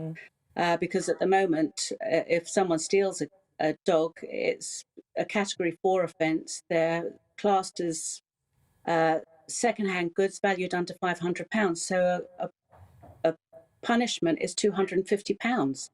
And at long last, the government have also included this now in the new kept animal bill. So there's lots of animal bills and welfare and legislation flying around at the moment. We've just got to make sure it gets into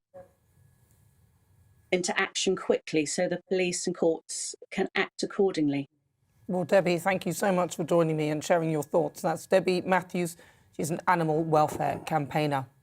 Now, we are going to move away from the specifics of Kurt Zuma and the case itself, but what drives someone to hurt an animal, and can it lead to further consequences? Research from the Forensic Research and Criminology International Journal suggests that 25% of aggressive male prison inmates engaged in cruelty to animals in childhood.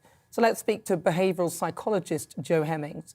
Joe, thank you so much for joining me. Why do so many violent criminals start with being cruel to animals?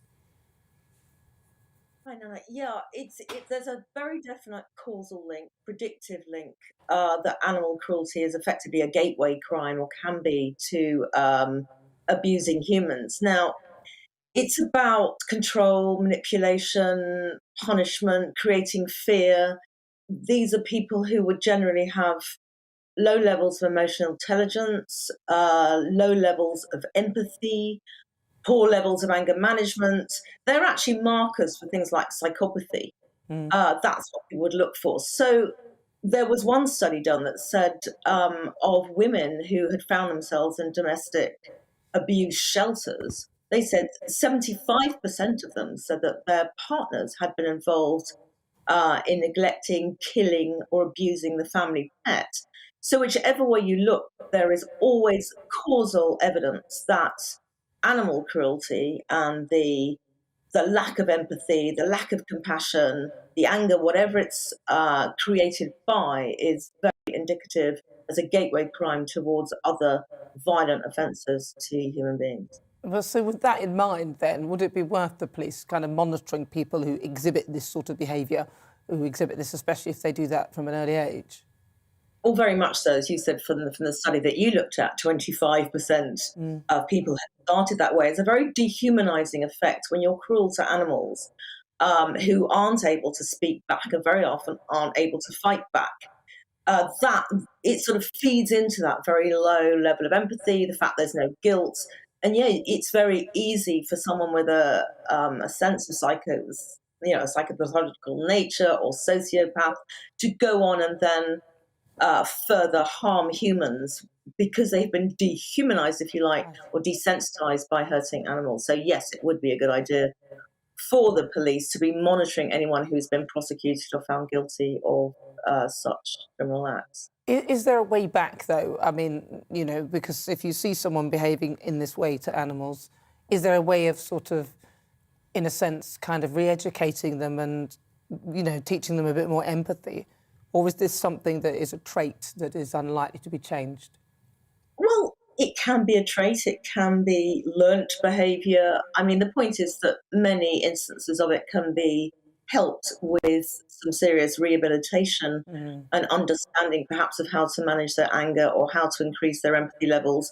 I mean, very few people have what we call, you know, they're so evil that there is no chance for them ever to be rehabilitated or for them to understand what they're doing. So I think in the first instance, yeah, it's certainly possible to do it. But what's so scary is that whole package of events, which was filming them as well as hurting them, there was a child in there was laughter, it was repetitive. I mean, that's quite deep-seated animal abuse. And if you imagine that projected onto any human, child, elderly person, partner, I mean, it's really very, very scary at that level and showed a really deep, deep lack of emotional intelligence. And obviously, there's no suggestion that Kurt Zuma would behave in that way. But thank you so much for your thoughts, Jo. That's Jo Hemming. She's a behavioural psychologist. Now, let's have a quick look at what you've been saying. Andy says we need to be much tougher. It's unbelievable that things that people are able to get away with. Tabitha says we need to keep things in perspective.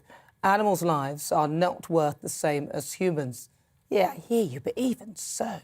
Thank you for that. Keep your thoughts coming. I'd love to hear them. You're with me. I'm Nana Akua. This is GB News on TV, online and on digital radio.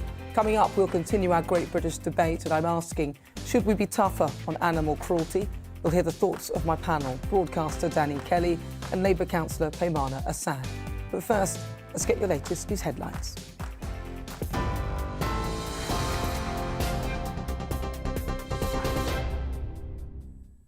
Thank you. It's 5:32. I'm Miranda Shunker in the GB newsroom.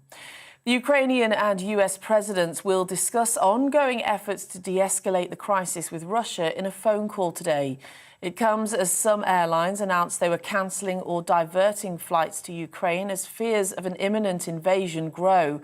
Earlier, Defence Secretary Ben Wallace cut short a family holiday to return to work because of the worsening situation.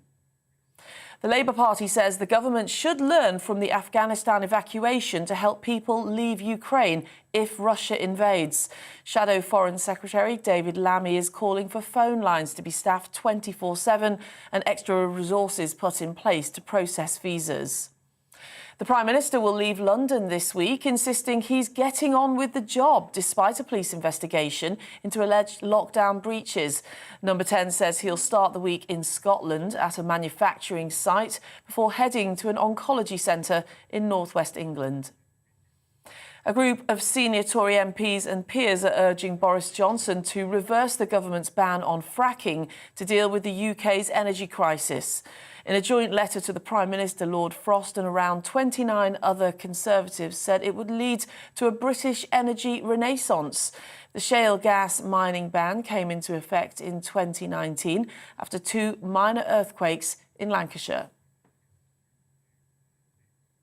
Well, on TV, online and DAB+ radio, this is GB News. Plenty more to come after the break.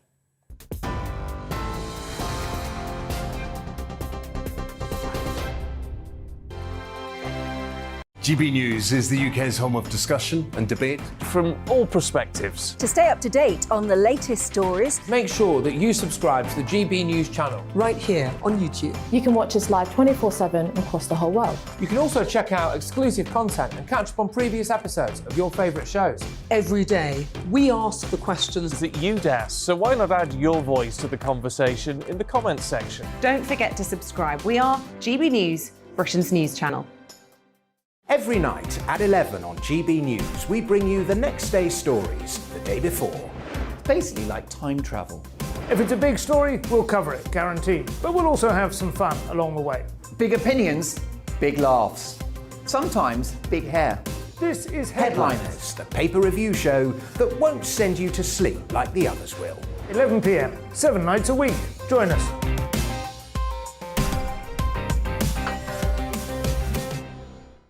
Hello there, I'm Eamon Holmes. And I'm Isabel Webster. And we hope you can join us for Breakfast with Eamon. And Isabel. You make me laugh out loud, belly laugh. Is that important first thing in the morning? Yeah, absolutely. And there's me trying to be deadly serious.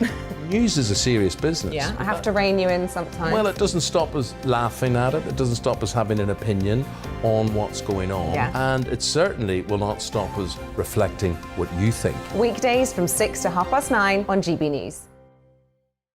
I'm Dan Wootton. Join me Monday to Thursday from 9 to 11 for the feistiest and most fun news debate on TV, where free speech reigns. I'll bring you a sharp take on the day's biggest stories, bombshell newsmaker interviews, and A-list guests. And I guarantee you, no spin, no bias, no censorship, and no reason to go to bed. That's Dan Wootton tonight, Monday to Thursdays from 9 on GB News.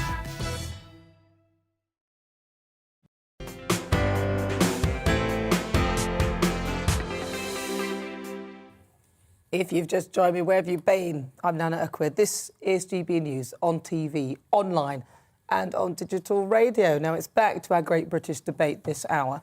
And I'm asking, should we be tougher on animal cruelty?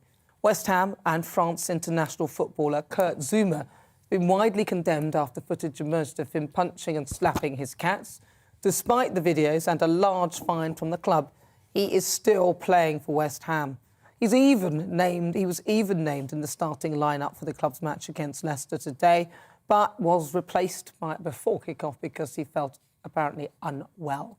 So I'm asking, are we too soft on animal cruelty? Let's see what my panellists, broadcaster Danny Kelly and Labour councillor Peymana Assad, make of that. Danny, I'm going to start with you. I mean, he kicked the cat. Have you seen the video? I have seen the video, and I have 3 cats at home, and I love cats. He's issued what seems to be a heartfelt, contrite apology. I don't buy the line where he says this was isolated. Things like that aren't isolated. I'm sure he didn't decide to kick the cat, get it filmed for the first time. So ignoring that, I think we should be careful about how much we push against this guy. He's pulled out of today's game because he felt unwell and a lack of vision or something. You know, unfortunately, history tells us in recent years that if you pile onto people, then they can do stupid things. And I worry about Kurt Zouma and how he, as a 27-year-old man, is going to cope with this week in, week out, with when he goes away and there's 50,000 fans hating him at Old Trafford. You know, you can't switch off at 5:15. That will stay with you. And I worry about this pile-on. I don't know what more he can do. He's been fined $250,000, which is irrelevant. He's probably offered to go on an RSPCA shift. Well, we don't know whether he has. Well, yeah, but what more can he do? Well, I mean, to be honest, he shouldn't. I mean, I'm sorry, but if you, this is, I respect your defence of him, but then it's for him. He is now in the position of that defenceless animal, and I don't think he's liking it much at all. So I agree with your concern in terms of his mental health. I can see how that could escalate and that could become a really bad situation. But to me, my question is, you know, like yours, this is probably not an isolated situation. And what makes me really worried is if he's treating animals like this, how is he treating people around him like this? And also, to have someone who would film it and then laugh, and their children, I think it's not just Kurt Zouma that needs some education. It was his brother, wasn't it? I think it needs to be, his family members also need to be, you know, given some kind of training courses around this. But I think this speaks to a wider issue. You know, our education system does not talk enough about the need to be kind to animals and to treat them with respect. And I think that that's what we need to be aiming towards. But you know, I agree that there shouldn't be such a pile-on. I think he needs to learn from this and to try and reform himself. But the question is he able to do that? I don't have any sympathy for. Listen, what do I want? So many things. No, I don't have any sympathy for him whatsoever. But what do you want? Listen, I do you want him to leave the club? I don't like the whole pile-on thing because someone's done it to me and there was no real justification for it. On this case, I can understand why people are rightly furious. But the problem here is that nobody told him to, first of all, do it. Secondly, to post it or put it on WhatsApp or wherever it went. And then for him to even think that that'd be okay to film, to have this thing filmed, and then to put it on something where other people would look at it. I mean, I think that there's some real disconnect with this person in terms of mentality. And I agree that there could be an element of mental health. But I personally, if I'd done something like this, which I absolutely would not, I can totally see why now he feels ashamed. But he is now being put in the position of the defenceless animal. What do you want, though? What do I want? To happen? Well, what I think, first of all, if it were me and he were in my team, I'm afraid he would have to go. Simply because that is not, to me, that is a cruelty that I cannot accept. He would have to go. Otherwise, it would be at the expense of sponsorships, which is what's happening, and the expense of the other players who don't deserve that. So, unfortunately, there are some things that you will do in life that will cost you dearly. But what about rehabilitation? The whole yes, you can rehabilitate. Sorry. I didn't say that you wouldn't rehabilitate it. I hope that you could. But I strongly believe in rehabilitation. I think that we should allow people to try and reform themselves once they've made a mistake. And he's a 27-year-old man with a lot of money. He's with a lot of money, and he has the means. Really relevant, but he has the means and the ability to reform himself. He's old enough to know. So he should be able to do that. But I think that we should look to people with kindness, because at the end of the day, what if someone we knew that we loved did that same thing? Would we react this way towards them? I would, yes. You would? I would, absolutely. They would be out of the circle of trust, for sure. I couldn't stand that. I wouldn't tolerate that But at all. with attitudes like your position, the whole point of custodial sentences end up being irrelevant, because the whole point of a sentence, whether it's custodial or maybe something in society, is to show your repentance, is to try and teach you what you've done wrong and not to do it again. I don't think there's anything wrong with that. I totally agree. You're not allowing that. I know I'm saying he can be rehabilitated, but it's cost him his job. Look, if you for did... a cat? Yeah, not... sorry, what do you mean for a cat? He didn't kill It's not even the fact that it's for a cat. It's the cruelty. It's the cruelty. It's the cruelty, I think. Joey Barton No, it's battered the cruelty. someone, a footballer. He went inside. Yes, he and should. there wasn't as much outrage. Because he went to battered a prison. person. Yeah, he went to prison, right? He went to prison. And he's since gone back into football. Yeah, well, but that's fine. Rehabilitation. Absolutely, but he still lost his position as a footballer. He still went to prison. Kurt Zuma was actually going to be playing today, and that should not be the case. I would fire him, and he can go and do some rehabilitation. Are you saying, Nana, then that he should be fired and then do his rehabilitation and then come back? Yeah, if he's still, if he could prove that he's got some respect, but I wouldn't have him playing. I wouldn't keep him playing. The person who went to prison. They weren't playing football. He shouldn't be paid. I think it's awful, and I'd be quite happy to see him. Well, maybe the RSPCA should prosecute him, and if they decide that he should go to prison, then he should go to prison. If they decide not to if they decide not a custodial, then just allow that form of justice. That's the same form of justice that Joey Barton received. But him being out there on the front is actually allowing him to be at the front of all this abuse anyway on the football pitch, because I don't think he would have got a good rap today at all. No, of course not. No, I don't think so. But I think to me, I think it's not just about Kurt Zuma. I think it's about the people around him too, and I would like to see them have some type of educational training courses through the RSPCA. Ban him from keeping animals. I think it's wider than just Kurt Zuma, and I think this is a good example for us to try and do more on education on animal cruelty and make sure that people treat animals with respect. So, Danny, would you have him play today? Yes, I would, yeah. And I also think that... But you talked about his mental health. That's not going to help him. I don't think I would have him play, actually. I think I would disagree on that. Allow me to answer the question directed to me. I would, and I think that it's a shame that he's felt unwell, because I think the pressure's getting to him. I also think that the sponsors, unfortunately, are craven, and once again, they have cowed to an online pylon. So I think Adidas, or whoever, 2 or 3 sponsors. But perhaps the boss of one of those sponsored companies looked and thought, I don't want my brand. They took away his trainers, by the way, the sponsor is trainers. Yeah. They looked at that and thought, I don't want anybody who kicks things, especially when they're being associated with football boots and their trainers. I don't want anybody who does that associated with my product. That's what sponsorship is about. You affiliate yourself with the identity. But there should be of something. there should be some consequences. What consequences should there have been then? Well, he's apologised. He's publicly apologised. I think this public shaming is sufficient a punishment. Forget the £250,000 because he earns that in 2 weeks' time. He's got to play in week out in front of people obeying Bob. He doesn't have to play and he shouldn't play. Who hate him. I think that's punishment. Yes, that is punishment, but the real punishment will be so that he doesn't have the opportunity to do that. Right, let's see what Voices are saying, because this show is nothing without you and your views. So let's welcome one of our great British voices. This is your opportunity to be on the show and tell us what you really think about the topics we're discussing. Mark Culverhouse is involved in grassroots football. He's the secretary of the North East Hants Football League, and he joins me from Hampshire. Mark, well, you saw, first of all, very briefly, and then we'll find out whether you think we should be tougher, but you saw what Kurt Zouma did. What is your view as somebody who's in the football trade? Personally, I think it's out of order. These footballers in the Premiership are role models for youngsters, and youngsters look up to them. And to see a role model do that, what sort of message does that pass to them? I think West Ham themselves should have gone stronger and should have suspended him while he was being investigated by the RSPCA, and he shouldn't be playing.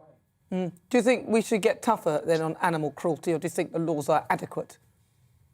No, I do believe you should get tougher. You don't. It was entertainment. That's what he done it for.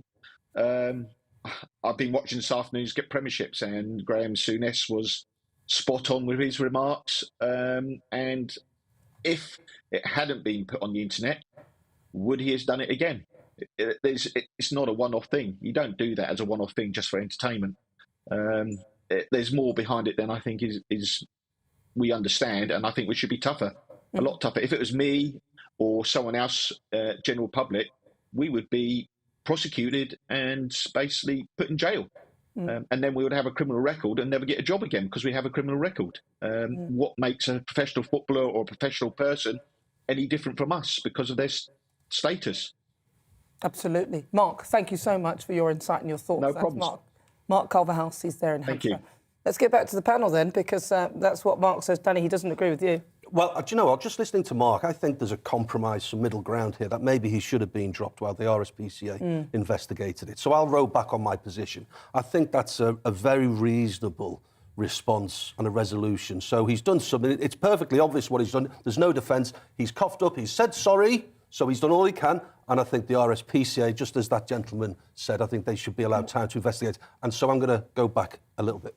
I think the point on being a role model really struck with me. And I think that's really true. He is a role model as a footballer, and people do young people especially, look up to him. So I think that he needs to go through that rehabilitation and actually show young people this is not okay. Yeah. And there will be consequences. There will be consequences. A, you do not play. I forgot about the role model. You're fired. Well, yeah. The role model's very important. You're fired.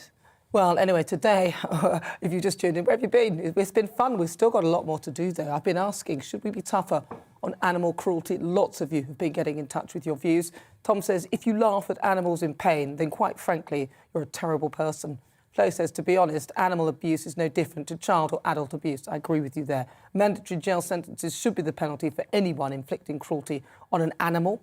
Patrick says, if you want to be tougher on animal cruelty, don't eat meat because that's cruelty on a catastrophic level. I'm feeling a little bit of a hypocrite now. As I was saying I like a beef burger. And my favourite, I like lamb, and they are so cute. Lucy says, we should be looking after humans. When knife crime and child abuse are brought under control, we can think about animals. I hear you, Lucy, but specifically on this case, that really wasn't acceptable, was it? Toby says, of course, save the cats. Thank you for that, Toby. Well, I keep your thoughts coming. We love hearing all of your views, but it's now time for Supplement Sunday, where my panel shares some of the other stories that have been caught, that they've caught their eye. So I'm with the Labour councillor Peymana Assad and broadcaster Danny Kelly. Right, I'm going to read the first one. A COVID vaccine is apparently the best aphrodisiac on Tinder. That's new figures that show that men and women that are jabbed are far more likely to find a partner than those who don't share their vaccination status. Paymana, would you date someone who isn't vaccinated? Ooh, that's really tough. Probably not. No, probably not. Not to be discriminatory or anything, but just... But you are discriminating. No, but just like... That's dating. I just want to be safe, that's all. Yeah. Okay. I just want to be safe. And notice it's an aphrodisiac as well, so... You had your yeah, so I can get physical with you. It's going to get... The implication is that it's going to get you into bed, isn't it? So triple jab, and in bed. That's the implication. No comment. Well, what about you, Danny? Well, I mean, Tinder was invented well after I got married, so... I think jabs are important. I think it tells you a lot about the individual. I really do. Yeah. I forget the aphrodisiac thing, because I don't think it's going to get you laid or Well, it into does bed. apparently on Tinder. It works well. I'm not convinced about that. I think the gist of the story is, would you accept a date from someone if they weren't jabbed? I think that tells you a lot about the personality, and you'll probably be able to agree or disagree with lots of things just on that. I suspect I probably wouldn't get on if they were sort of a crazy anti-vaxxer. That would probably wind me up completely. All right, this next one from Paymana. So with Biden... Oh, because you've got it, haven't you? Yes, I do. So President Biden's released $7 billion of frozen Afghan central bank reserves, and he's splitting this between NGOs and the UN agencies. NGOs? Non-government organisations, and UN agencies for humanitarian aid, and then the other half he wants to split that between victims of the 9/11 terrorist attacks. Now, this has caused real uproar because these bank reserves actually belong to the people of Afghanistan. Their hard-earned salary, cash, deposits that they put into the central bank. These were frozen when the Taliban came over and took over. And now the real dilemma is, will President Biden, the dilemma for the United States was they didn't want to give this back to the Taliban in order for them to actually cement their regime and continue. So the money itself actually belongs to the Afghan people. Yes, it's money that they've deposited into banks, salaries or business profits or things like that, which they're not allowed to take out or have access to because they're frozen in the United States. Now, this is really, really important because they're on the brink of starvation. What do you think, Danny? Because Joe Biden's got that money now. He's going to give it to people of 9/11. That's what he's saying, the victims of the 9/11. That doesn't sit comfortably with me. Well, the reason why it doesn't sit comfortably is because people, isn't it? Because the Afghan people were not involved in the 9/11 terrorist attacks. There were Saudis, Egyptians and Emiratis involved in that. And if anybody should pay, it probably is Saudi Arabia. That should pay for compensation for these victims. But can't he just give the money back to the people who it belongs to from the banks? Then the Taliban are going to get it, aren't they? Yeah, but there are ways that could be done where the Taliban don't have access to it. Maybe they can't be bothered to sort that out. It sounds quite complicated. Right, the next one is from Danny. Danny, what have you got? Now then, am I on a panel with motorists? Do you have a driving license? I love driving, yeah. I've got a driving licence, I drive. Yeah, I drive. OK, how would you feel if constabularies around the country told you what speed you could do over the limit without getting punished? I already know. Would you think that it's right that a police force tells you you can do 35 and a 30 without being punished? Basically, the rule is 10% of the speed limit plus 2 miles an hour. So that equates to 79 miles an hour on the motorway. But what about the cameras, though? Do the cameras do the same thing, or do the cameras just... I thought the cameras already had sort of like a leeway. You could go a few over. 35 on a 30. I'm just wondering whether the police should tell you how you can operate around the law. Well, I thought most people knew that. I didn't know there's an extra 2 So you didn't know it. There you go. Should go even quicker. But I would go... Because now you know. No, but I would still go at the limit, but I'd know that... Come on, I think it's really important. All the time. But I think it's really important to keep at the limit. Yeah, it is breaking the law, and also it's dangerous. Not on the motorway. You can comfortably do 85, 90 miles an hour on the motorway. No, you shouldn't. That's breaking the law, Danny. I know it is. But are you saying you never go? But most people do that, though. Exactly. Most people do that. I am just about to pay up for. I've paid up for my last points. I mean, so I have made the mistake, and it was amazing because it was 17 years. No, it was about 30 years, actually. I'm thinking I was 17 when I first passed my test. So it was about 30 years that I drove with no points at all. And now I just can't stop clocking them up. Every time 1-3 have gone, then I do it again. So you do speed? And that's why you get the points. That's why you get the points. Obviously, it is against the law to break the law, to be, But we should not be speeding. You shouldn't be speeding. I do my best not to. Right, I'm going to tell this last one. New Zealand authorities are playing Barry Manilow's songs on loop to repel a freedom convoy protesters. The idea is to make them feel uncomfortable, and they're also playing the Macarena. Are there any songs that really bug you? That is so hilarious. They did that at Guantanamo Bay. They Wow, played, that's not they great. played rock music really What loudly. song have you got? What song have you got? That would make me repel. You know, it's like probably a song that you've probably heard multiple times and just puts you off after You a answer while. that first whilst I consider the answer. I don't know. I guess I haven't really Give thought us a about. song, come on. I'm thinking of... Oh, yeah, the birdie song. Yeah. And I've got wings Things as like well, that. look. Yeah, the birdie song. Yeah, Birdie I song. couldn't hear that repeatedly. Agreed. Oh, no, I can't get it out of my head. Or anything by... Well, Taylor Swift does annoy me a little bit as well. She has got I love Taylor Swift. Or is it called grind music or grudge music? or... Grime. That one. Grime, that's it. You're Anything to do hating with on grime now. Grime's awful. He Oh, doesn't please. grime, It's he doesn't amazing. grime. Also, Well, listen, no I've more. got loads now. No, that's enough. You see, they're all coming to you. Look, on today's show, we've been asking, does protesting achieve anything? And according to our Twitter poll, 52% of you say yes, protesting does achieve something. It's a bit like the Brexit vote. And I say a big thank you to my panel broadcaster, Danny Kelly. Danny, thank you very much for joining me this very much afternoon. indeed. And also Labour councillor Paymana Hassan. And a huge thank you to you for joining me at home today. Thank you so much for your company. I'll be back on Friday afternoon. Where am I going? Here. At 4. I'll leave you with the weather forecast. Have a fabulous day. I'll see you soon. Looking ahead to this evening's weather, and the UK is looking rather wet and windy at first, but rain and wind will gradually ease overnight. Let's take a look at the details. After a rather wet day in the southwest, it will turn drier this evening. Winds will gradually ease too, but it will be remaining on the cloudy side. A wetter end to the day across the southeast as heavy and persistent rain continues. It'll be windy here too. Also a cloudy end today across Wales, but rain will be lighter than it was earlier. Patchy rain and drizzle will continue throughout the evening and overnight. Across the Midlands now, rain will gradually ease, leaving a cloudy evening with outbreaks of drizzle at times. Heavy rain will clear northern England this evening, but the thick cloud could still bring some light rain at times. The cloud and brisk wind will keep temperatures up. It will be a wetter end to the day across Scotland with some persistent rain and a little snow as well over the Highlands. Now a damp end to the day also across Northern Ireland. The rain from earlier will bring a fair amount of spray on the roads across the UK, so take care if you're travelling this evening. Skies will stay cloudy overnight and heavy rain will gradually clear the southeast. However, further outbreaks of rain are likely, particularly in the north and west. And that's how the weather is shaping up overnight and into tomorrow morning. Every night at 11 on GB News, we bring you the next day's stories the day before. Basically like time travel.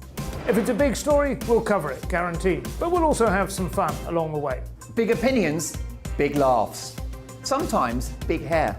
This is Headliners, the paper review show that won't send you to sleep like the others will. 11 p.m, 7 nights a week. Join us.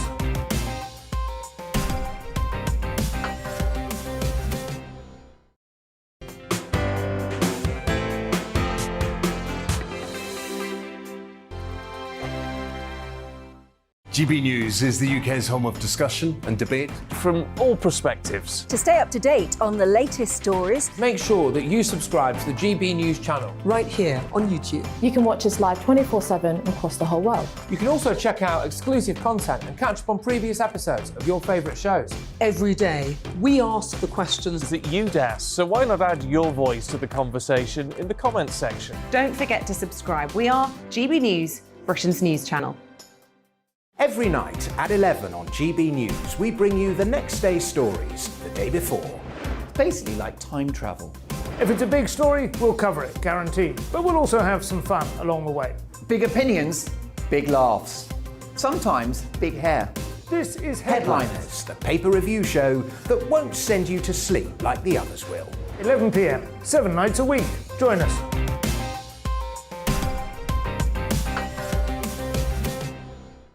Hello there, I'm Eamon Holmes. And I'm Isabel Webster. And we hope you can join us for Breakfast with Eamon. And Isabel. You make me laugh out loud, belly laugh. Is that important first thing in the morning? Yeah, absolutely. And there's me trying to be deadly serious. News is a serious business. Yeah, I have to rein you in sometimes. Well, it doesn't stop us laughing at it. It doesn't stop us having an opinion on what's going on. Yeah. And it certainly will not stop us reflecting what you think. Weekdays from 6 to 9:30 on GB News. I'm Dan Wootton. Join me Monday to Thursday from 9 to 11 for the feistiest and most fun news debate on TV, where free speech reigns. I'll bring you a sharp take on the day's biggest stories, bombshell newsmaker interviews, and A-list guests. And I guarantee you, no spin, no bias, no censorship, and no reason to go to bed. That's Dan Wootton Tonight, Monday to Thursdays from 9 on GB News.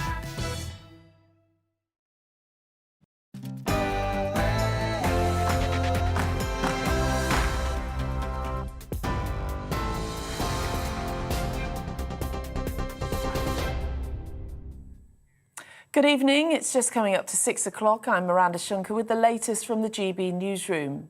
The White House has confirmed that the US president has spoken to the Ukrainian president in a bid to de-escalate the crisis with Russia. President Biden made it clear that the United States would respond swiftly to any further action by Russia